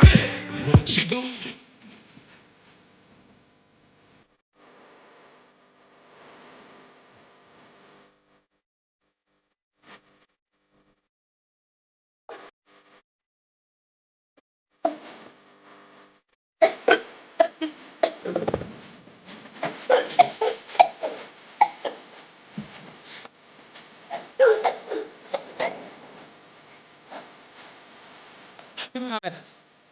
619 nigga spin on the dick, work it out like she in the gym and shit, and I'm fitting this dick in between her hips. I'm a bust on her face, make her lick her lips. It's up quick. And she like the Undertaker, clothes off. Shit, it ain't Monday night, but I'm about to hit it so raw. No DX, but she know how to suck it. No complete show, she just love it. I'm jumping from the top, broken hum up, and I'm stuffing this bitch till we both start coming. Got her legs to the ceiling, and then she starts squealing so loud the neighbors be hearing me. Deep inside of her, she love the feeling of my. She go.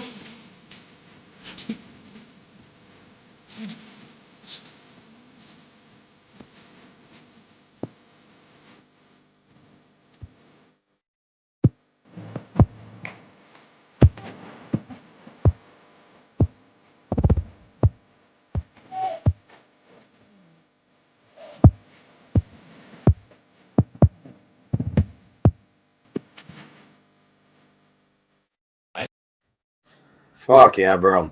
Hell yeah. That is now my song for my girlfriend because and she's walking away now, embarrassed because she loves wrestling.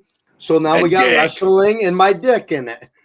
So that's going to be our theme song. Y'all are gonna have to get a wrestling ring bed. Yep, we'll get a wrestling ring in the bedroom, and that'll be our theme song at night now.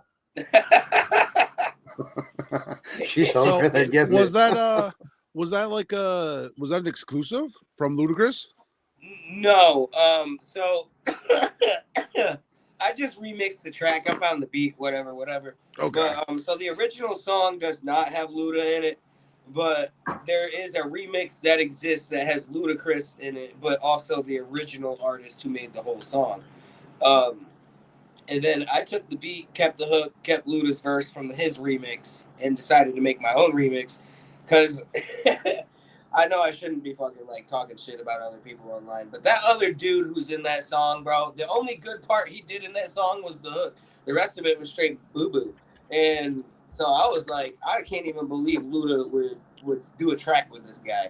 But I also understand the business. I know money is money. So I was like, fuck it, dude. I'm going to do some real hip-hop shit on this.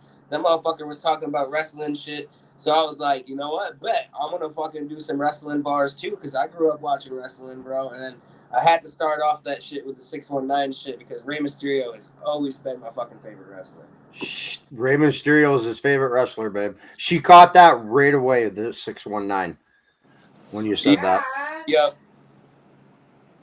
Hell yeah, bro. I want to cut over to another song. Homie in chat, you're gonna like this one.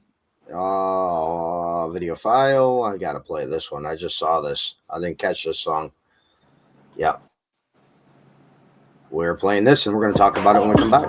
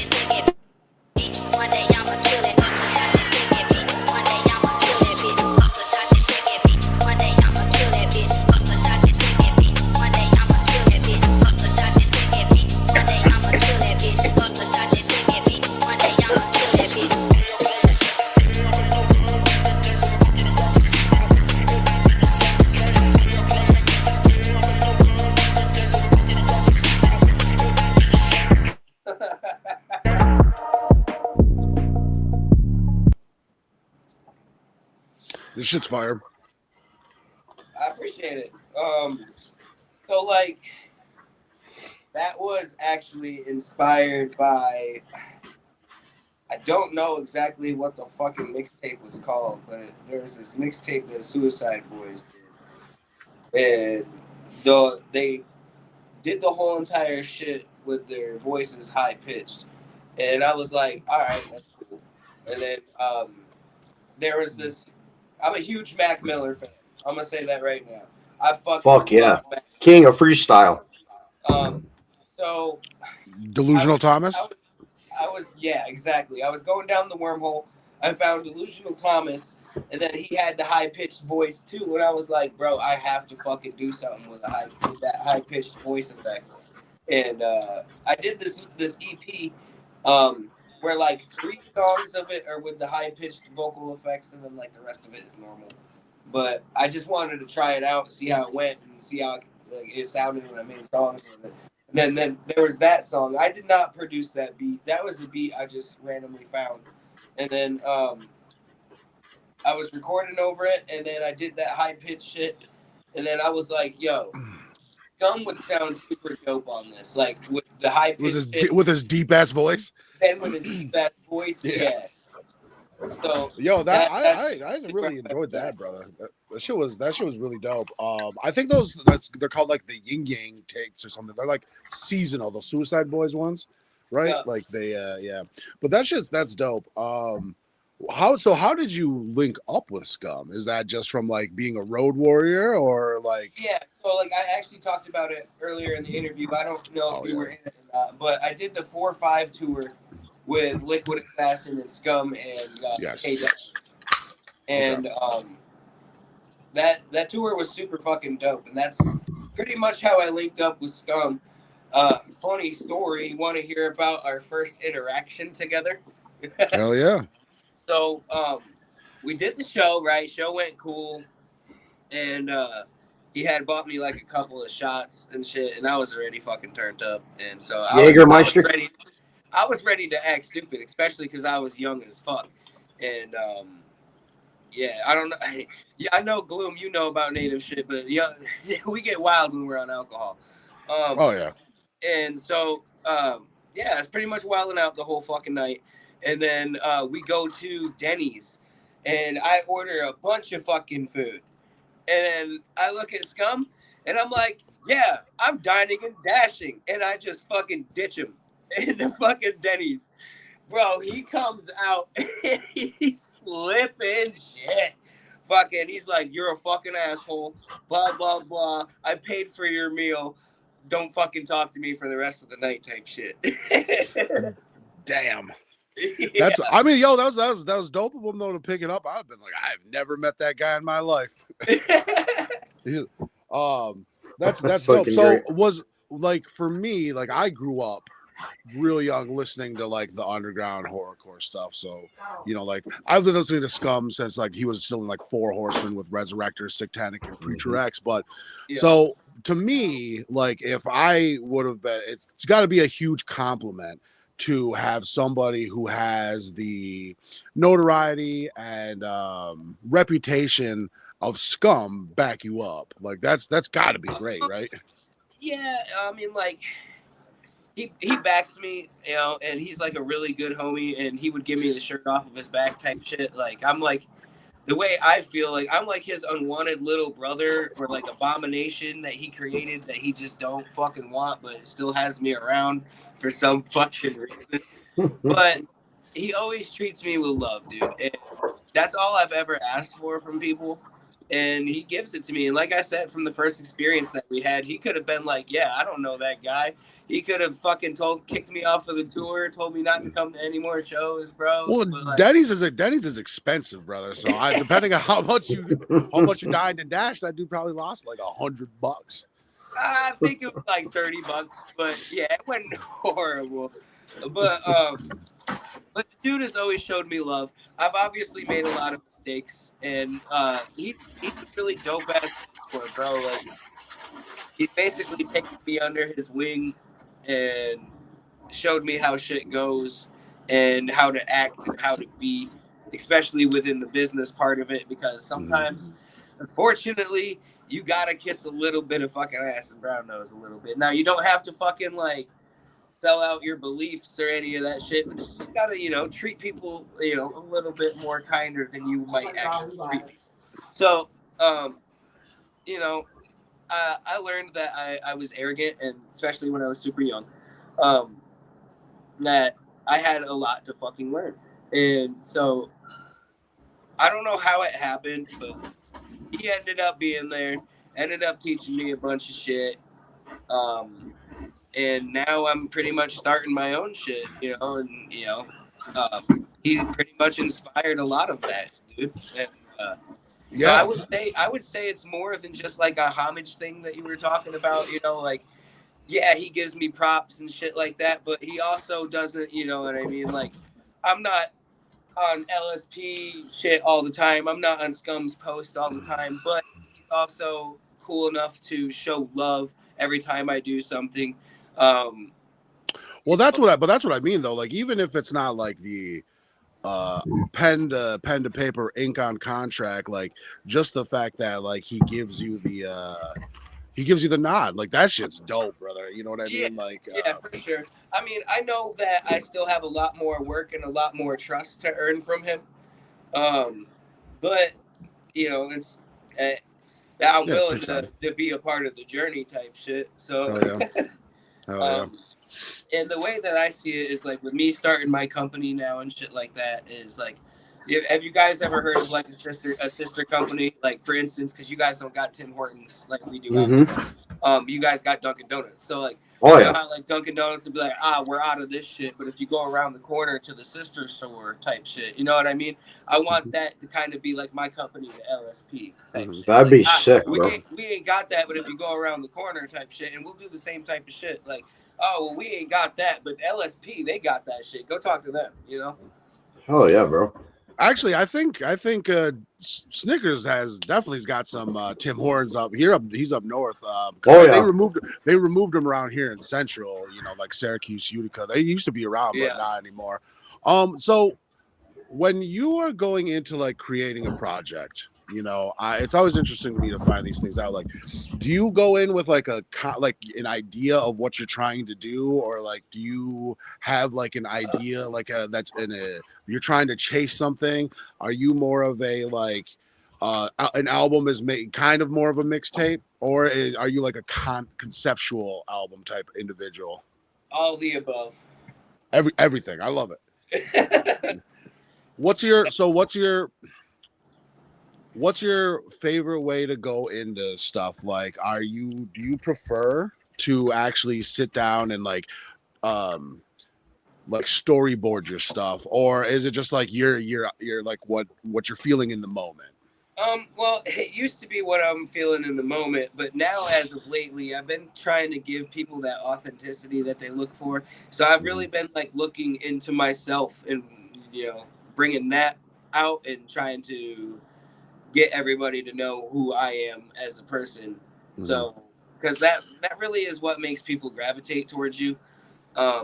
Like Jelly Roll, for example, dude, like when he opens up his mouth, you can hear the Nashville pouring out of it, and you can hear the pain behind his voice and shit like that. I want people to be able to hear. I mean, it's not a fucking like cool ass city or anything, but like I want people to hear the fucking Albany come out of me. I want them to know what it was like for me growing the fuck up. I want them to get a little bit personal with me. Yeah, I feel like that's the way to go, man. I think authenticity will bleed through. You know, I have no problem with like the overly like gimmicky stuff, because entertainment's entertainment. You know, I don't just watch documentaries, but like it's always nice to hear like some conviction when you're listening to people's stuff. You know what I mean? Like you're not just on the song because you wanted to be on the song. And I will always back up the legitness. You know what I mean? Like I like music based on like reality in the person. You know, I think that's a very easy thing when you're younger and starting, is to like kind of like get real wrapped up in like the persona and stuff. But you know, I think it's nice to hear that like I can believe somebody, even if it's fucking crazy shit. You know, like there's a dude G-Fam Black from Brockton, Mass. If you listen to like super street dude, and like when you listen to him talk about like, you know, clapping a revolver at somebody, you're kind of like, I believe this man. You know what I mean? It's just, but I appreciate that. So I think that's the right path to be on, man. The stuff that you've showed tonight has been absolutely fucking fantastic, bro. That music video for Goat is phenomenal. I think he's got one more of my music videos called the Introduction. I mean, we'll play that one later, but that one's super dope. But I wanted to get back into what you were talking about earlier, because you were talking about like how people, you know, have like this genre that they're stuck in, or like this image or something. I separate my image from my music. Like my image is fucking bats and coffins and spider webs. You get what I'm saying? But not all of my music is like that. Like I have songs that are definitely that vibe. But then I have songs that are like, man, this dude definitely fucking grew up in the hood, you know? And so I'm not like all over with it, because like I'm pretty good at blending it. That's why I also started mixing new metal into my rap shit, because like I felt like I got to a certain point with rapping where I was like, damn, I'm like really slept on, and I know I'm dope as fuck. Like I got flows, bars, cadences, and shit like that. Like if I'm not going to become famous, it's not going to happen, but at least I'm just going to do this shit to have fun. I'm still going to have a business, run that shit. And I'm going to make it as big as I possibly fucking can. But, you know, I realized at a point where it was like, all right, I'm just going to start doing music to make me fucking happy, dude. And I'm just going to start, you know, reflecting on my and pouring that into my music. And that's pretty much where my Agony song came from. And, where a lot of the new metal shit is coming from now, because I always wanted to do some rock shit. I always wanted to do some metal shit, but like I always had people in my fucking ear. Nah, you can't do that. You can't do that yet. You're not that far in your rap career yet. And I've just gotten to the point where I'm like, fuck what anybody says. I'm going to do what the fuck I want, dude. Yeah. What's always interesting to me is like, people who are unwilling to expand, or like that try to rock like this, I don't know, whatever it is, an insecurity, I believe. But like I see people like not produce a whole lot of stuff based off of, because you got to remember, I might not be active right now, but I've done a lot of stuff, man. I put out a ton of music, but like it just, I don't know, man. People are fucking, you don't always have the inspiration to do stuff, and yeah, writer's block is a real thing, bro. I go through writer's block a lot.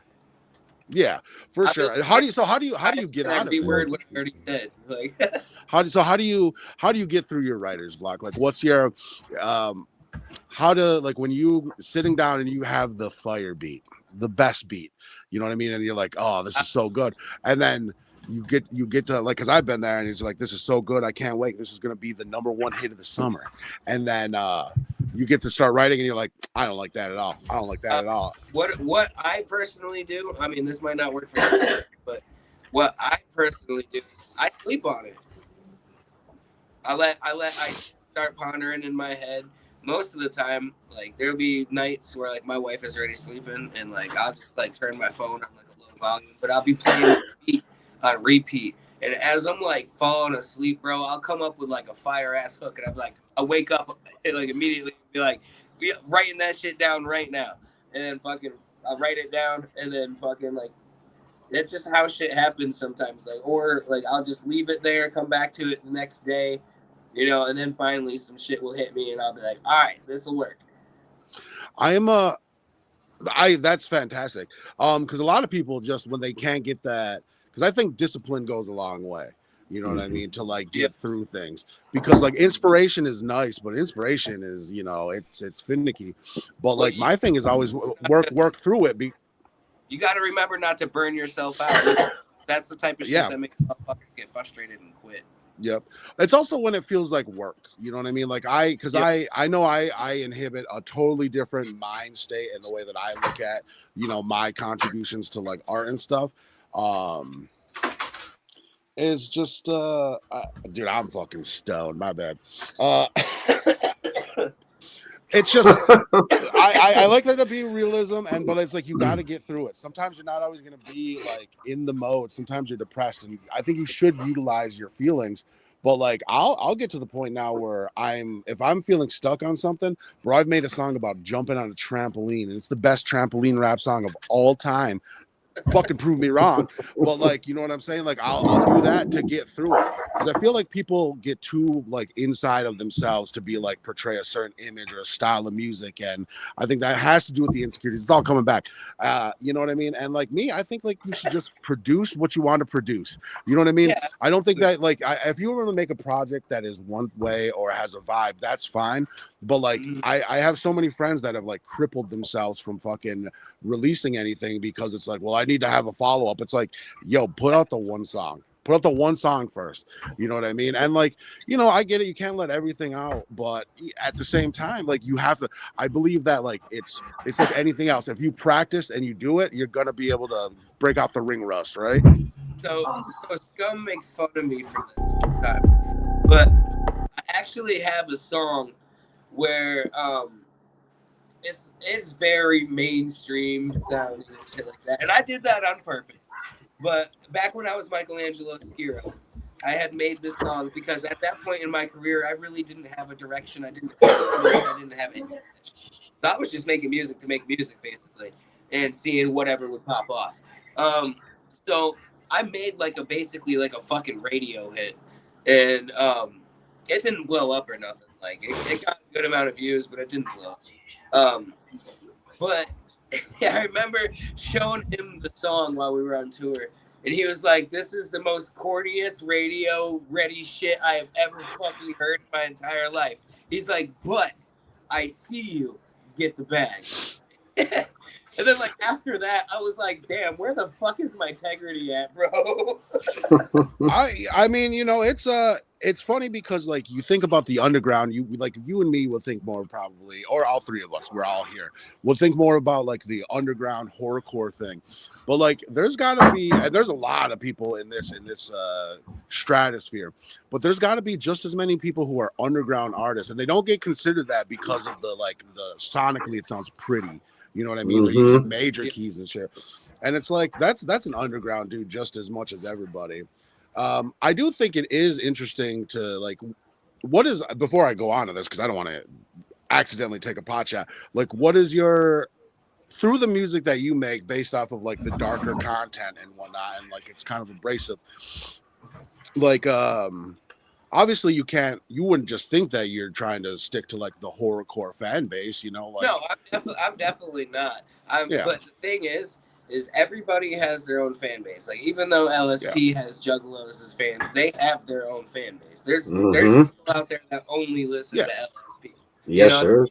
And fucking I want something like that, bro. Like I want my own fans, like ICP has the Juggalos and shit like that. I want my own genuine fan base. So that's I don't categorize myself into really anything besides like dark music ish. But none of it's like a Tech 9 type shit. Like, not all the songs are going to be dark. Some of them are going to fucking be like, whoa, what the fuck? But, you know, some other ones are going to be like, all right, this is a bop that I can drink to or something, you know? Listen, I know a lot of people won't do them no more. Somebody that I work with locally is like, I'll never do another weed song. And it's like, you got to keep doing it for the new generation, brother. You know what I mean? Like everybody needs weed songs or drinking songs, you know. And I think everybody is more complex than just being one dimensional. Because when I started 21 years ago, and it's just like motherfuckers, like I've killed everybody. I don't know. I don't need to make these songs no more. You know what I mean? But I guess you could say the same thing about other things, though, because I still complain and cry about women and drugs and. We were actually having this conversation earlier about like, you know, horrorcore. Yeah, we talk about like, I'm not gonna, you know, put myself in that category, but I have made some horrorcore songs. But anyway, so like we will be like talking about murder and shit like that, but we also know that we don't want our fans to be doing that type of shit. You know what I mean? These are just stories that we're telling.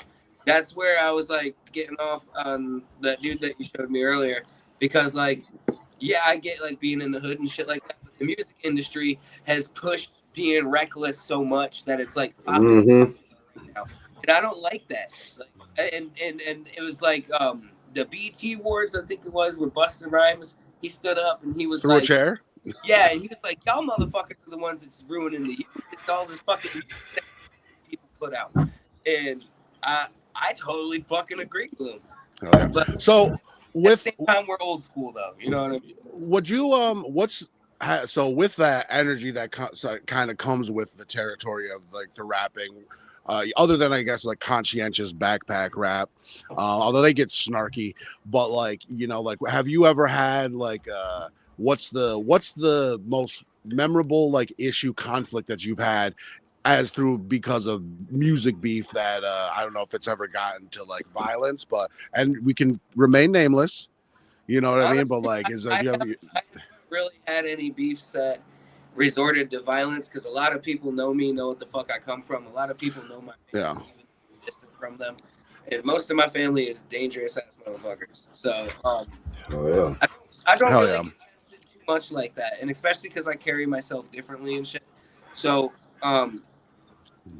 even if somebody does test me, I don't fold. You know what I mean? Yo, this dude, when we met at our first show, and I get it, he knew the other guys before me.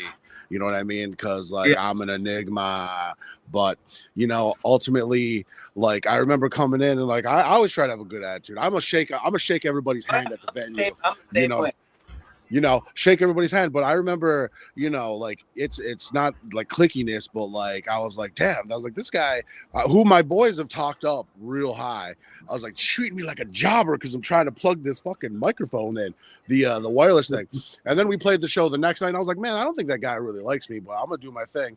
Somebody dropped out of the show, and I was like, yo, I got a fucking set. And then like I remember I did that set, and you came up to me and you're like, hey man, that shit was pretty fucking dope, man. And I was like, see, I thought we needed just a little bit of time to get to know each other. But like, yeah, I don't know, man. I'm not about the I don't bullshit know, either. bro. All right, to everybody out there that knows me, like, listen, I stand on business, but I'm a big old fucking teddy bear, bro. I'm all about love, dude. And, you know, I don't know why, but for some reason, I intimidate the shit out of people when I first meet them, and I have no fucking idea why. People always think I'm an asshole. I think I don't. Well, you were being a butthole. I was like, but you know, you were headlining your own tour. I understand that there was some, like, you know, not a ego, but it's just like, you know, I don't have that accolade. You know what I mean? And like, it's also like, who's this random guy? I've seen his group. I've seen his group because the night that you met me, the reason that you probably thought that is because we were the at shitty that PA system. We were at that venue in Utica. They had the shittiest PA system. The worst. The conversation I was having with the bar owner, he was like, "Yeah, you can use sound, blah blah blah blah blah, $200." And I was like, "All right, cool." Jesus. So with that, I usually when I go to venues and I pay for sound, it comes with a sound guy to work it. There was no sound guy. It was the shittiest PA system I ever fucking used. The stage was smaller than fuck. We ended up performing on the floor. On the yeah.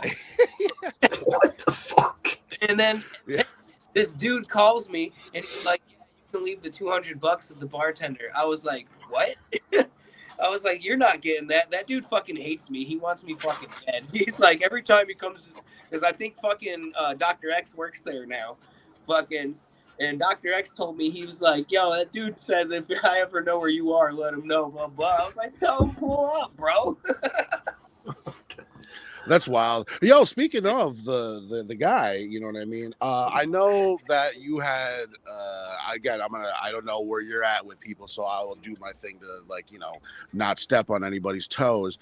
But you were working on an EP with him and another, you know, you had an affiliate at, you know what I mean? And I don't know where you guys are now. Right. It's squashed. You guys were working on an EP. Did anything, like, did you guys ever complete any tracks? Go into a little bit.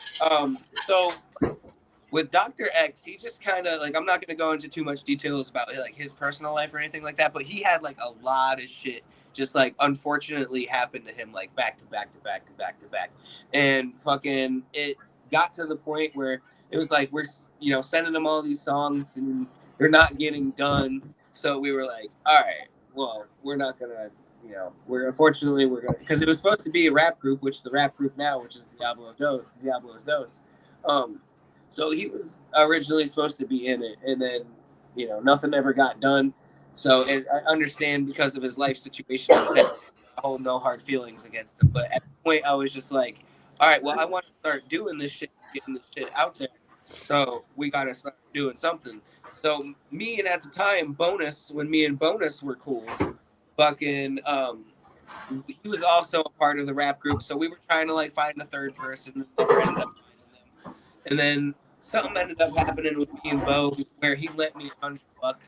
And then I told him, I was like, the day that I was supposed to send it back to him, I was like, "Yo, I'm sick in a hotel room on tour right now. Wait until the morning. I'll load it onto my Cash App and I'll send it to you." All he had to do was wait a fucking night, dude. And then he starts, like, threatening me, saying he's going to show up to Texas and shoot me and all this other shit.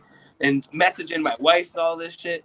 And I was like, all right, dude, fuck you and your $100. But I mean, like, I also gotten to the point in life where I let bygones be bygones. So, like, I don't hate him for that shit no more. You know what I mean? Have you guys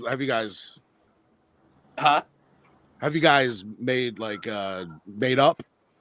Not, like, entirely, because that shit really did rub me the wrong way. So I still haven't given his money back. And I do intend on doing it, but at my accord, you know what I mean? Yeah. Because at that point, I feel like I should be in control of the situation now that I've been threatened. You know, he is for all intents and purposes. You know, that dude is an incredible. He's an incredible DJ. Because, like, I bought a board and I was like, because I'm trying to amass more things. I'm trying to like.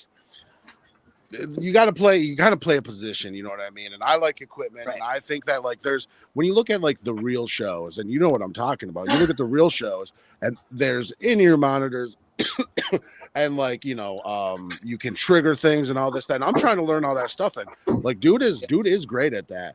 He thought I was rude to him when I was there, you know, with the particular gas that was going around at the time. And it was just like, you know, like I wasn't trying to like insult you. I was trying to be like, I was up there and watching it so I could get an idea on like, because it's amazing. That shit was amazing to me.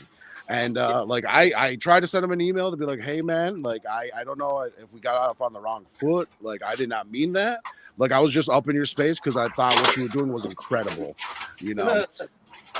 But nah, like other than that situation that happens, because like honestly, it's just the whole like money situation that kind of happened between us that happened is where I had an issue.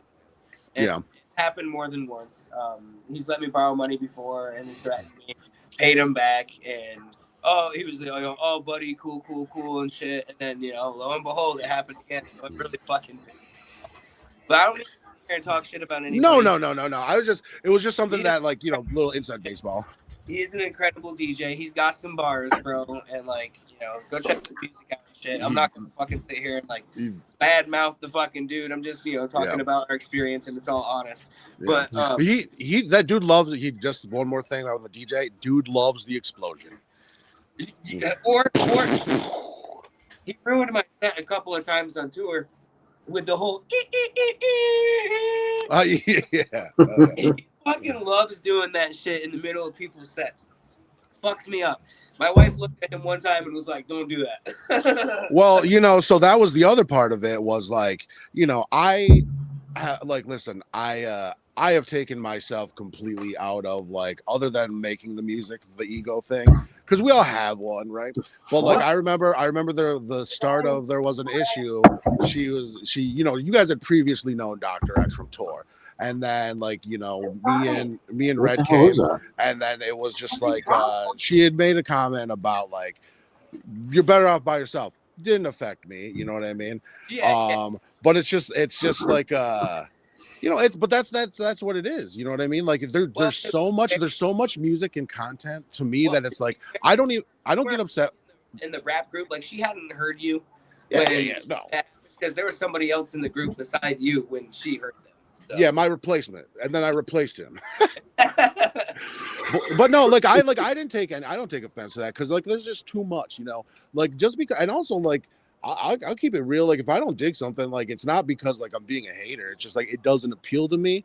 But my thing is like there's like, listen, everything can be for everyone, but not but anything isn't for anyone. You know what I mean? Or anything can be for anyone, but not everything can be for everyone. Type deal. You know what's wild? I get comments all the time. I don't let that shit phase me at all. Sometimes I'll comment in there and I'll fucking start hating on myself too. And I'll be like, yeah, can you fucking believe this guy? Wow.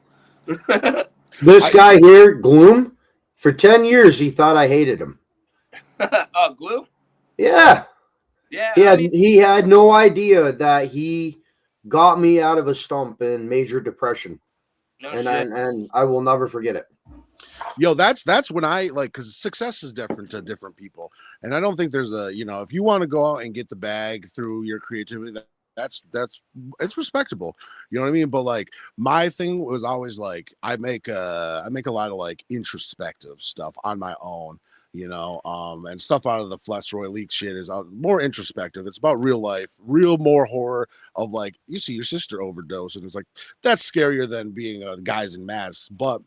Like when he told me a couple weeks back that like our connection when we first met each other and giving him CDs and whatnot helped him get through stuff, and the music helped him, I was like, yo, I could quit now. Because when I started, that's all I wanted to do was make a difference, especially for men, about like mental health. You know what I mean? And the fact that it's like, I know I've made no money, and that's fine because I have a real job, but career, but that to me, that's the best thing, you know what I mean? And like money's cool, but I've made nothing off music comparatively to like all my other things in life. So hearing somebody say that, like, to me, that shit almost broke my heart. I was like, thank you so much, Jeremiah. You've made me feel accomplished. Honestly, like, see, that's like the thing about like music too, like being an artist and shit, is like your goals end up changing over time. So when I first started doing this, I had a goal of putting my mom in a house and shit, and then my mom ended up passing away. So I was like, all right, well, Condolences. I guess I could just put my sister in a nice ass house. And then like over time, even that changed. Like, don't get me wrong, I love my sister, and if I ever get a fucking compound, she can come live with me. But fucking my goal behind all this, my motivation behind all of it is my family, my kids, my wife, you know, my household. So unfortunately, finances do come into play when it comes to that type of goal. So unfortunately, like, I wouldn't say I'm money driven, but providing for my family driven. You know what I mean? And I feel like a lot of people get that fucked up, and they just think like I'm just a dude out here trying to take your money. It's like, no, I'm not trying to take your money. We're trying to put on shows. Everybody's got to pitch in, and at the same time, I got kids at home I got to fucking feed, dude. Yeah, absolutely. I don't think there's anything wrong with chasing that as like one of your reasons for grinding it out. That's kind of, you know, the purpose of the grind, right? Is to gain some notoriety, and, you know, hopefully that you can leverage some income for yourself. And I think dude, I'm not hating on that at all. It's not my thing. I mean, I'm an old man now, my brother, you know, not incredibly old compared to you, but it's just like I make more money, you know, allowing myself to enjoy like the craft and like the actual making the music. Like that's my thing. I like the bits of recognition, like the shit for my old persona Vice. Like if you go to the horrorcore Discord server thing, bro, like they know who I am. Like it's crazy. It's like that shit, like it's just wild. But for me, like I've bypassed that time in terms of like I am not worried about like ever being like a breakout star. I never was. But like you said, I think I've realized that through amassing equipment and skills that like I've opened the avenue to make more money being a part of music than like it being focused on me. I always grew up that I'd be like the next Eminem or something, dude. And fucking, I always had that in my head, like, dude, I'm such a good, dope ass musician, blah, blah, blah.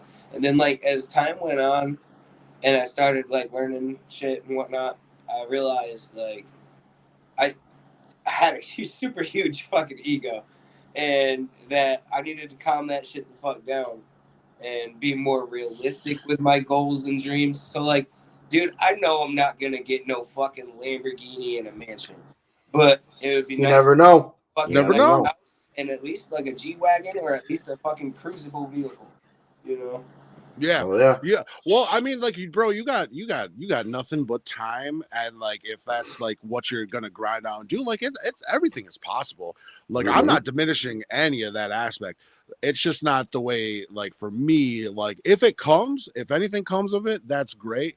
You know, maybe it's a safeguard. You know what I mean? But it's just like I can respect people that do it because listen, you have savvy, brother. You know what I mean? Like you're out touring. I see you touring more than I see anybody else from, you know, this area or who has origins in this area of, you know, not New York City, you know, doing it. That I think it's very commendable, brother. You know, like that's got to be very stressful, and you have a very hard time coming up too because people in New York City, it's so oversaturated. Right, but that's not like we can't say like because you know what I mean. Like when you're from a certain area, it's like I'm from New York, and they're like, well, how's the skyscrapers? And you're like, not where I live. You know what I mean? So like it's like two different areas because like New York City, well, they separate themselves from upstate. You know?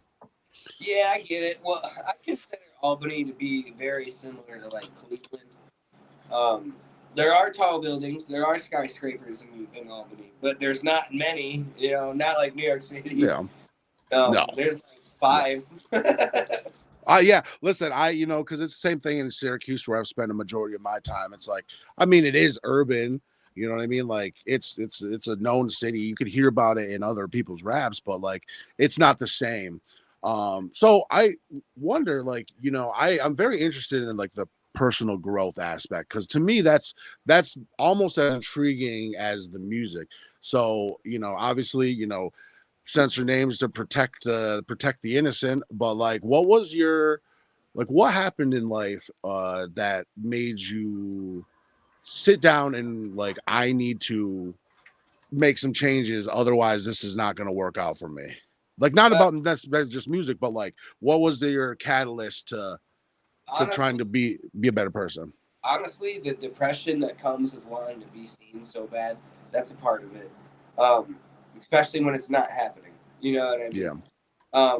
And then like all the other shit that comes with it too after that. Like, is my music not good enough? Why don't people fuck with me like they fuck with all these other people? How come I don't have as many numbers as this person? And this person I know personally. You know what I mean? And so like you end up doing like this battle in your head of comparing yourself to people and what you should do and what should have been done by now and stuff like that. And then finally, after a while, you're just like, fuck this. I'm going to enjoy it. So how many? So I know you started. I believe you were saying you started in like 09. So if I'm 7 years older, you would have been about 12. So what point in your? Because I mean, like, dude, you're doing stuff that most people will never get to experience. First and foremost, like you're already at like a level of like the grind and constantly doing things that like most people will never ever experience, and that's cool. But like what time? So what point in your? That only because like people who are watching this back at home that maybe trying to be an artist, they might like saying that I've done all this stuff that they've never done. It might not give them the motivation to do it. You know what I'm saying? That's so, not. I mean, I'm not trying to demotivate anybody. It just comes down to like what you've done is it's you have these badges of honors that doesn't necessarily make you a better person or a better artist. All I'm saying is anybody can do. Anybody can fucking do. Anyway, Yeah. So, like, Can I I appreciate the recognition and the achievements, but I also want people to know like anybody can fucking do this shit as long as you have the drive to do it. Can I pull up a video and have you react to it? It's a short one, real quick. Yeah, absolutely. Let's do that, and then let's play the last music. Yep. And then we'll wrap this up a little bit because it is getting late. It is, yes. All right, so let's play this and get your reaction to this artist.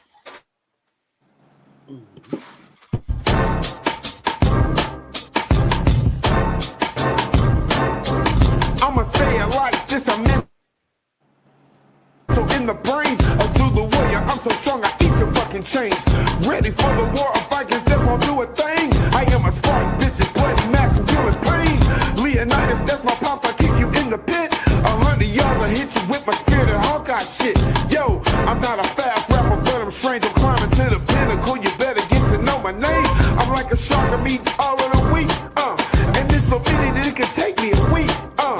I've been in the back seat, so now it's time to drive. Like Chris Steven flames and go for me, so run and hide. I'm a old nigga, but I still got some class. I put it down for my niggas, and I will kick your ass. I'm diplomatic with the shit, so once the guns are blast. Because my feet are like cannons, my hands be breaking glass. Whoa, did I say that shit? You wanna try, cause it's gon' feel like you got hit with a brick. Bobblehead you real fast, make it throw up sick. Mastermind and a member of the Brainiac clique. Pulling up on that nigga, he catch a low fade. I told you, boy, you should've stopped trying to throw shade. See, I'm a juggalo, nigga, and I'm propane.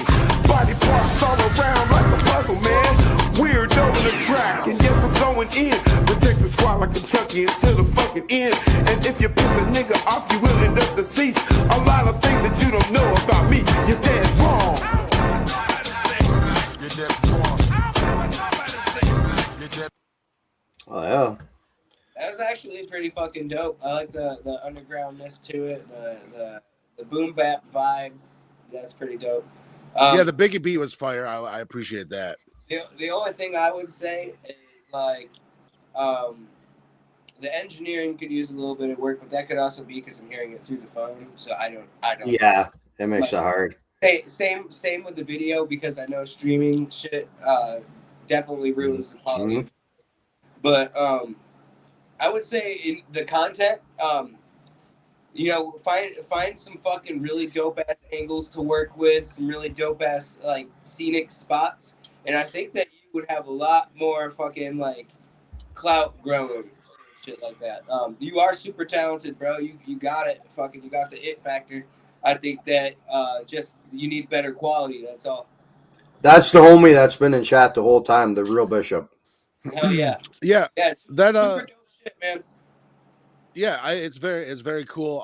I know we're in 2026, but like to me, it's it's still very cool to see the like you when you think of like juggalos, like for the most part, and I know it's a very diverse group, but like when I think of juggalo rappers, like you know who I'm talking about, you know what I'm looking at, but like that shit's very cool. I'm always very impressed that like there's more urbanized like horrorcore artists, you know what I mean? And I'm not trying to pigeonhole you or nothing, but I think it's very cool. In terms of the rhymes, I like your flow, I like your presence. Could they be like the rhyming aspect be a little deeper? Yeah, but at the same time, your presence is very dope enough to Ice Cube's very straightforward. You know what I mean? Like he's not an intricate guy, and he tells, but like his music's great, and I really enjoyed that. The Biggie shit, the Dead Wrong, I appreciate that. You know what I mean? Also, the 90s is starting to come back right now. So. Yes, they are. Yeah. Yeah. So like the boom bap shit starting to come back. Fucking the G-Funk era, all of that shit. Yeah. All right, let's cut to your last music video. Then we're going to take a couple more questions and we're going to hop off. The introduction, man. We will be right back after this. I've seen this. I've watched this a couple times. It's good. I want your reaction, Gloom.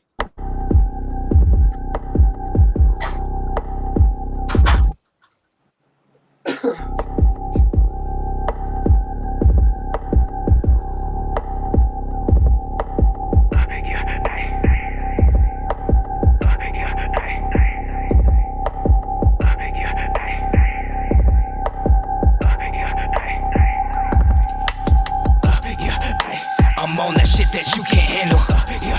I'm so lit you can't put out the candle. Talk that shit, bitch, you know I can't stand you. So much money, I got like 10 handfuls. Yes, I know I got the essence. Show up, I'm making the entrance. Bullshit irrelevant, I am ignoring it, counting up all of my blessings. In the hood with the villains. Motherfucker, go test me. You gonna make a motherfucker catch your body. And that 12 will never get me. Ayy, fuck on my face, stay in your place. Yeah, that's all that you good for. I'm running the race, you running in place. I did it for all of my kinfolk. Your boy so great, he frosted the flakes. Yeah, you know that he been cold. Never take breaks, work hard all day. Kill the game, but it is so sinful. Sicko, schizo, flip mode. Traded that halo for a pitchfork. Dead in hell, but you know how the shit go. Now I tiptoe through that window in my retros. Just know I'm not with the riff rap, I'll bump a shit though. Like the old brand of Coco. Oh no, I shake the room like a snow globe. I'm not with the pity shit. I'm not with the gimme shit. Get hit with a semi bitch. You know I got plenty blicks to go around for any snitch on that petty shit. Get ready with that Western bitch. Protect your shit. I'm collecting wigs on the freshest prince. Stupid. I'm on that shit that you can't handle. I'm so lit you can't put out the candle. Talk that shit, bitch. You know I can't stand you. So much money, I got like 10 handfuls. I'm on that shit that you can't handle. I'm so lit you can't put out the candle. Talk that shit, bitch. You know I can't stand you. So much money, I got like 10 handfuls. Boy, I'm a trip, so don't you go spiral. I'm out of my noodle, so you know that I'm kinda loony with them tunes.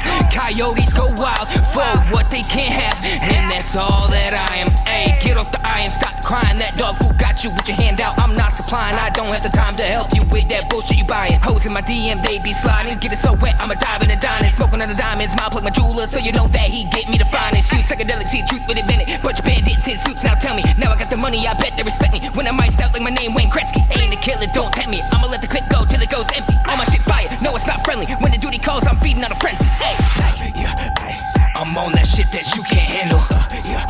I'm so lit you can't put out the candle. Talk that shit, bitch, you know I can't stand you. So much money, I got like 10 handfuls. I'm on that shit that you can't handle. I'm so lit you can't put out the candle. Talk that shit, bitch, you know I can't stand you. So much money, I got like 10 handfuls.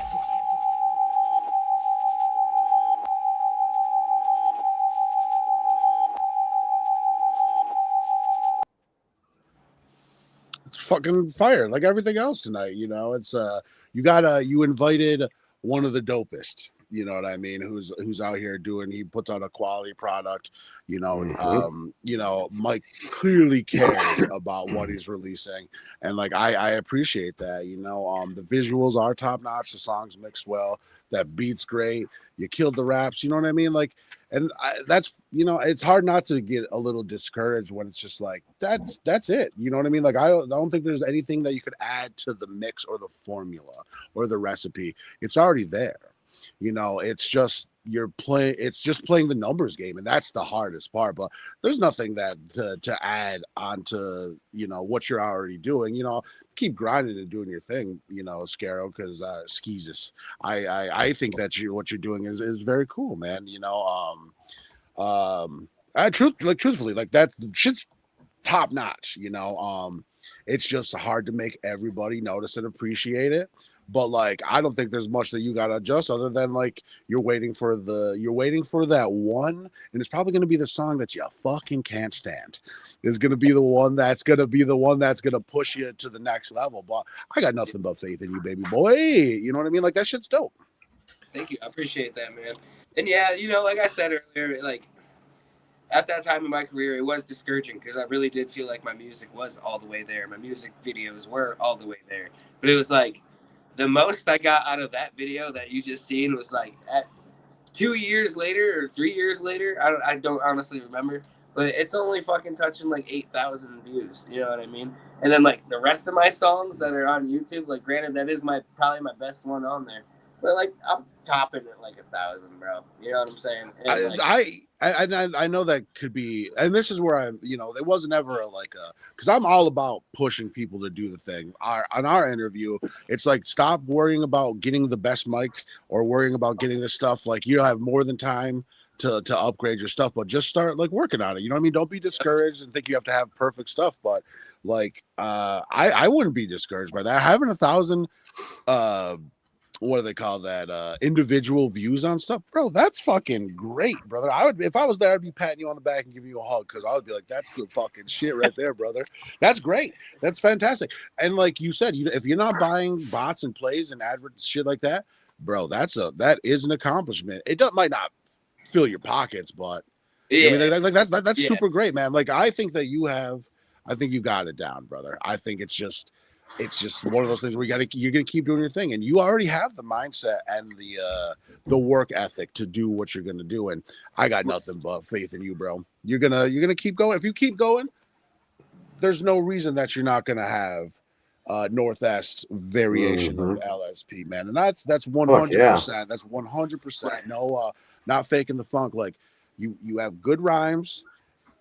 Your style is eclectic, you know what I mean?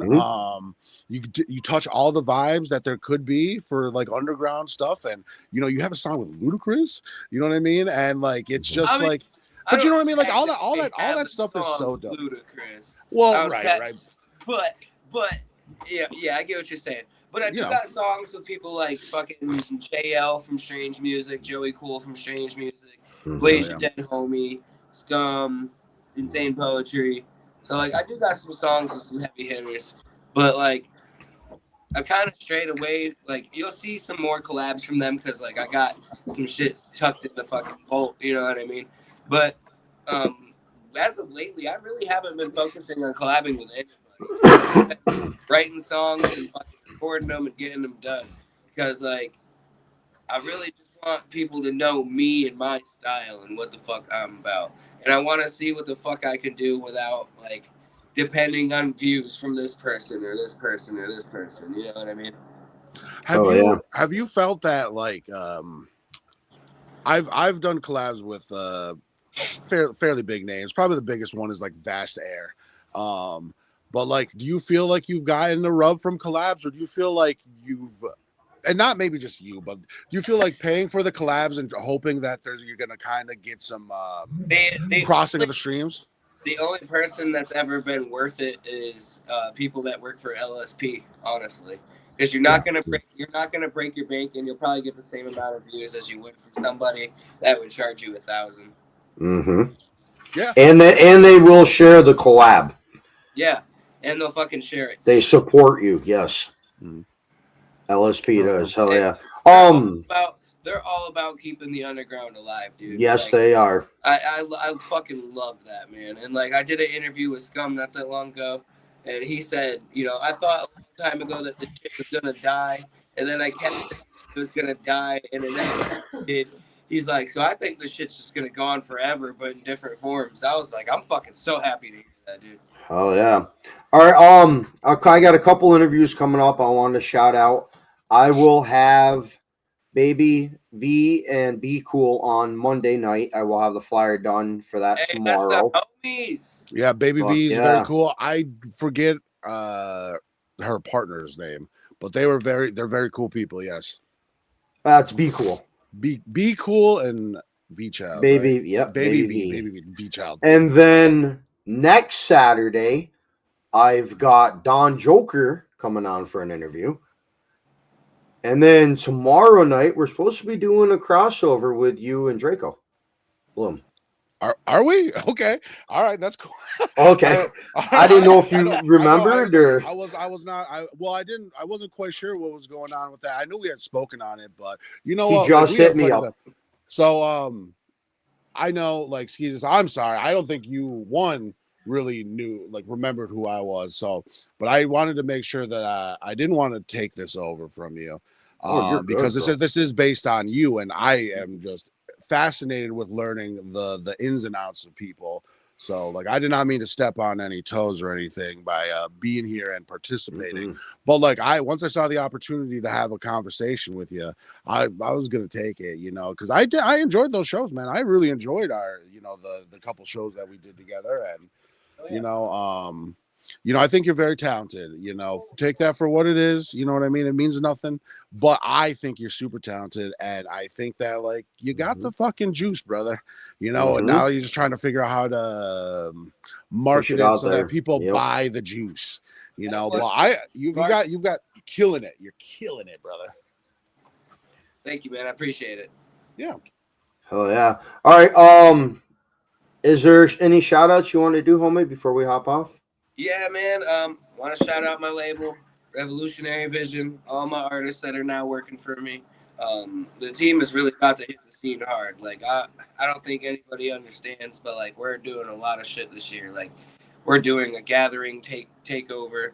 We thought it was gonna be in fucking Valley, which would have been awesome because that's like an hour down the street from me, right? Yeah. So like, I could have just like packed up everything and just headed there and done what we were supposed to do. But I guess we're going to fucking Missouri, dude. We're gonna once I can see a picture of the map and how this place is, we'll figure out where the fuck we're gonna do our parking lot party at on day 0. So we want Revolutionary Vision to provide a show for day 0 that seems official. You know what I mean? Like, there's a lot of people that do set up their own stages and stuff like that, but we want some shit that's gonna be like, whoa, this is an actual show that's fucking happening right now. You know what I mean? And so we want to do that. And then we have the wrestling shit. We want to bring a wrestling ring, get a campsite, and bring a fucking wrestling ring into the gathering. We want to fucking recruit wrestlers. We want to fucking put on an event there. So, you know, we got a lot of fucking plans, dude. A lot of fucking plans. So I want to shout out UUW Wrestling as well. Those are the fucking homies. Well, you should get a Superhuman on. Dude, that'd be dope. Superhuman. Just all the waivers in the world, man. Make sure everybody's signing waivers. Again, the Seance Tour is coming up. Hopefully, I'll see you guys the 15th in Hudson Falls. We'll be there. There's plenty of other areas that we're going, and if you go to my page, you can find out all the fucking places that we're going. Exclusive merch. We got shoes, grinders, T-shirts that are exclusive to the tour, other things that are only exclusive to the tour. So make sure that you fucking come out and get some of this exclusive merch because I won't have any more of it again. Hard copy CDs. His merch is top notch. It's top notch. I bought a poster from the shows that we did. Shit's fucking. It's better than any other pro stuff that I've ever got from anybody. And I 100%. I got it framed downstairs. Hell yeah, appreciate that, brother. Yeah. Fucking. Yeah, man, just fucking. I've been trying to step up my merch game, bro. Fucking Scum and everybody always makes me look like a fucking weak ass motherfucker when it comes to merch, dude. So like, I'm finally glad that like I was able to fucking like find some cheap ass plugs on some merch and fucking get some shit. 'Cause now I got a bunch of shit.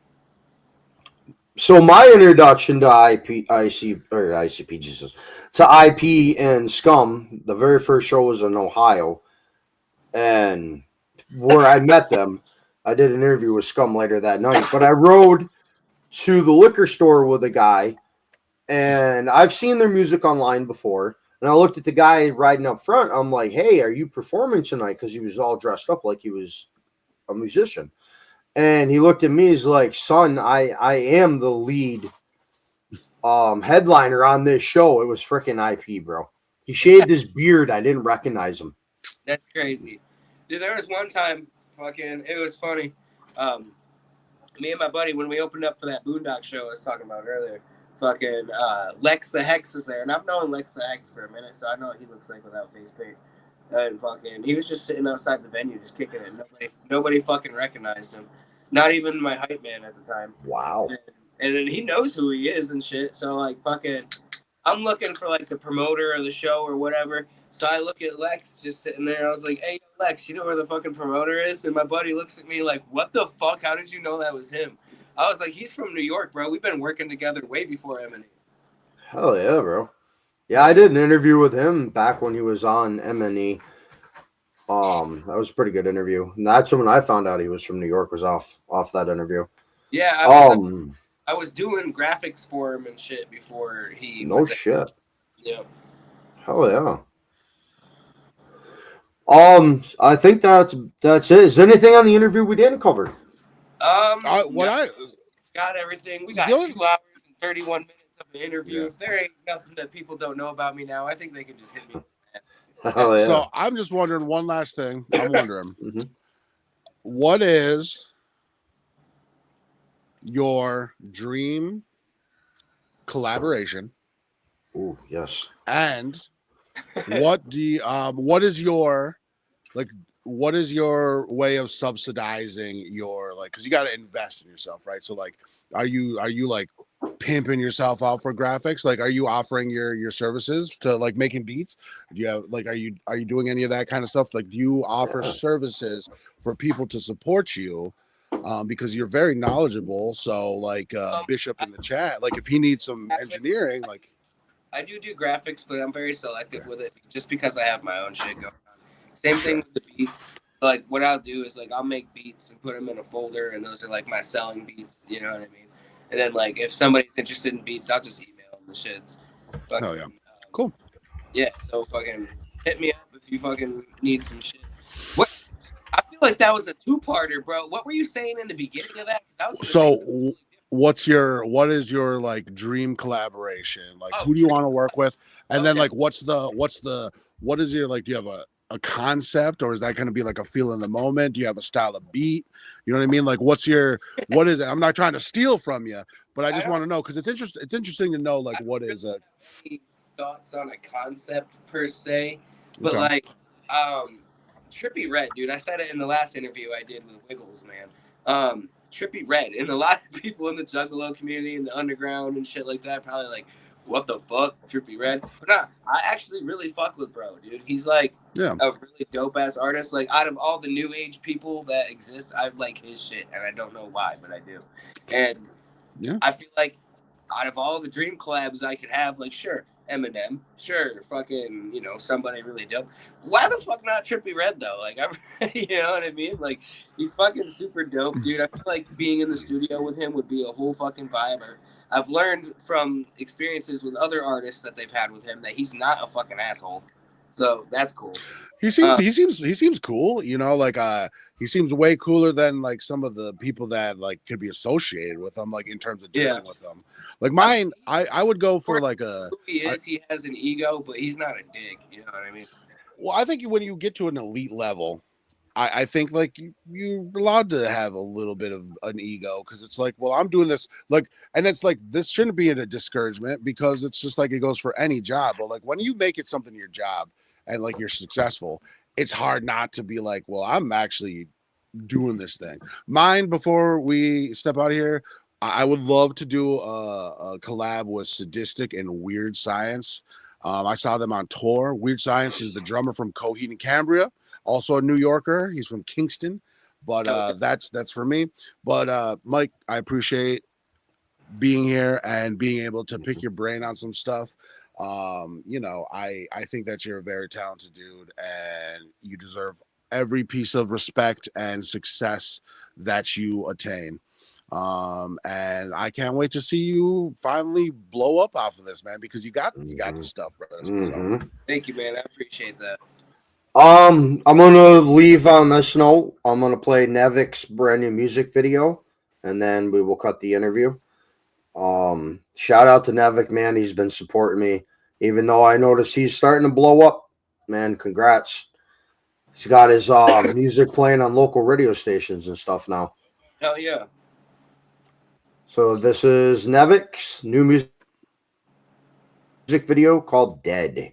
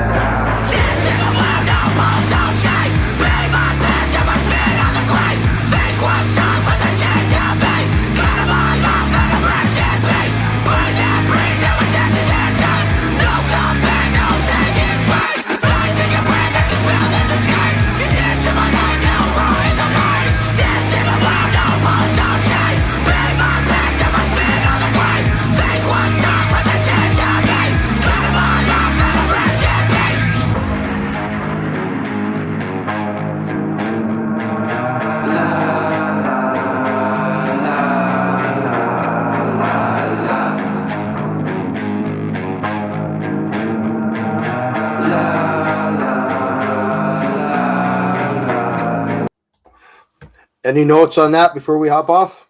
Yeah, man, it was actually pretty fucking dope. It reminds me of like 90s new metal for sure. Fucking the music video for sure definitely fucking reminds me of 90s new metal. I will always say that dude definitely looks like I mean, it's very good. I mean, I still don't enjoy the high pitch vocal additives. That's not my thing. Mm-hmm. But he does look like a Klep from AJ Jordan and AJ Jordan. Yeah. If they had a child, yes, I agree. I'm never gonna unsee that now. All right, this is Underground Wicked Radio. Man, thank you for taking the time out of your day, getting on the interview. Thank you, Gloom. I appreciate it.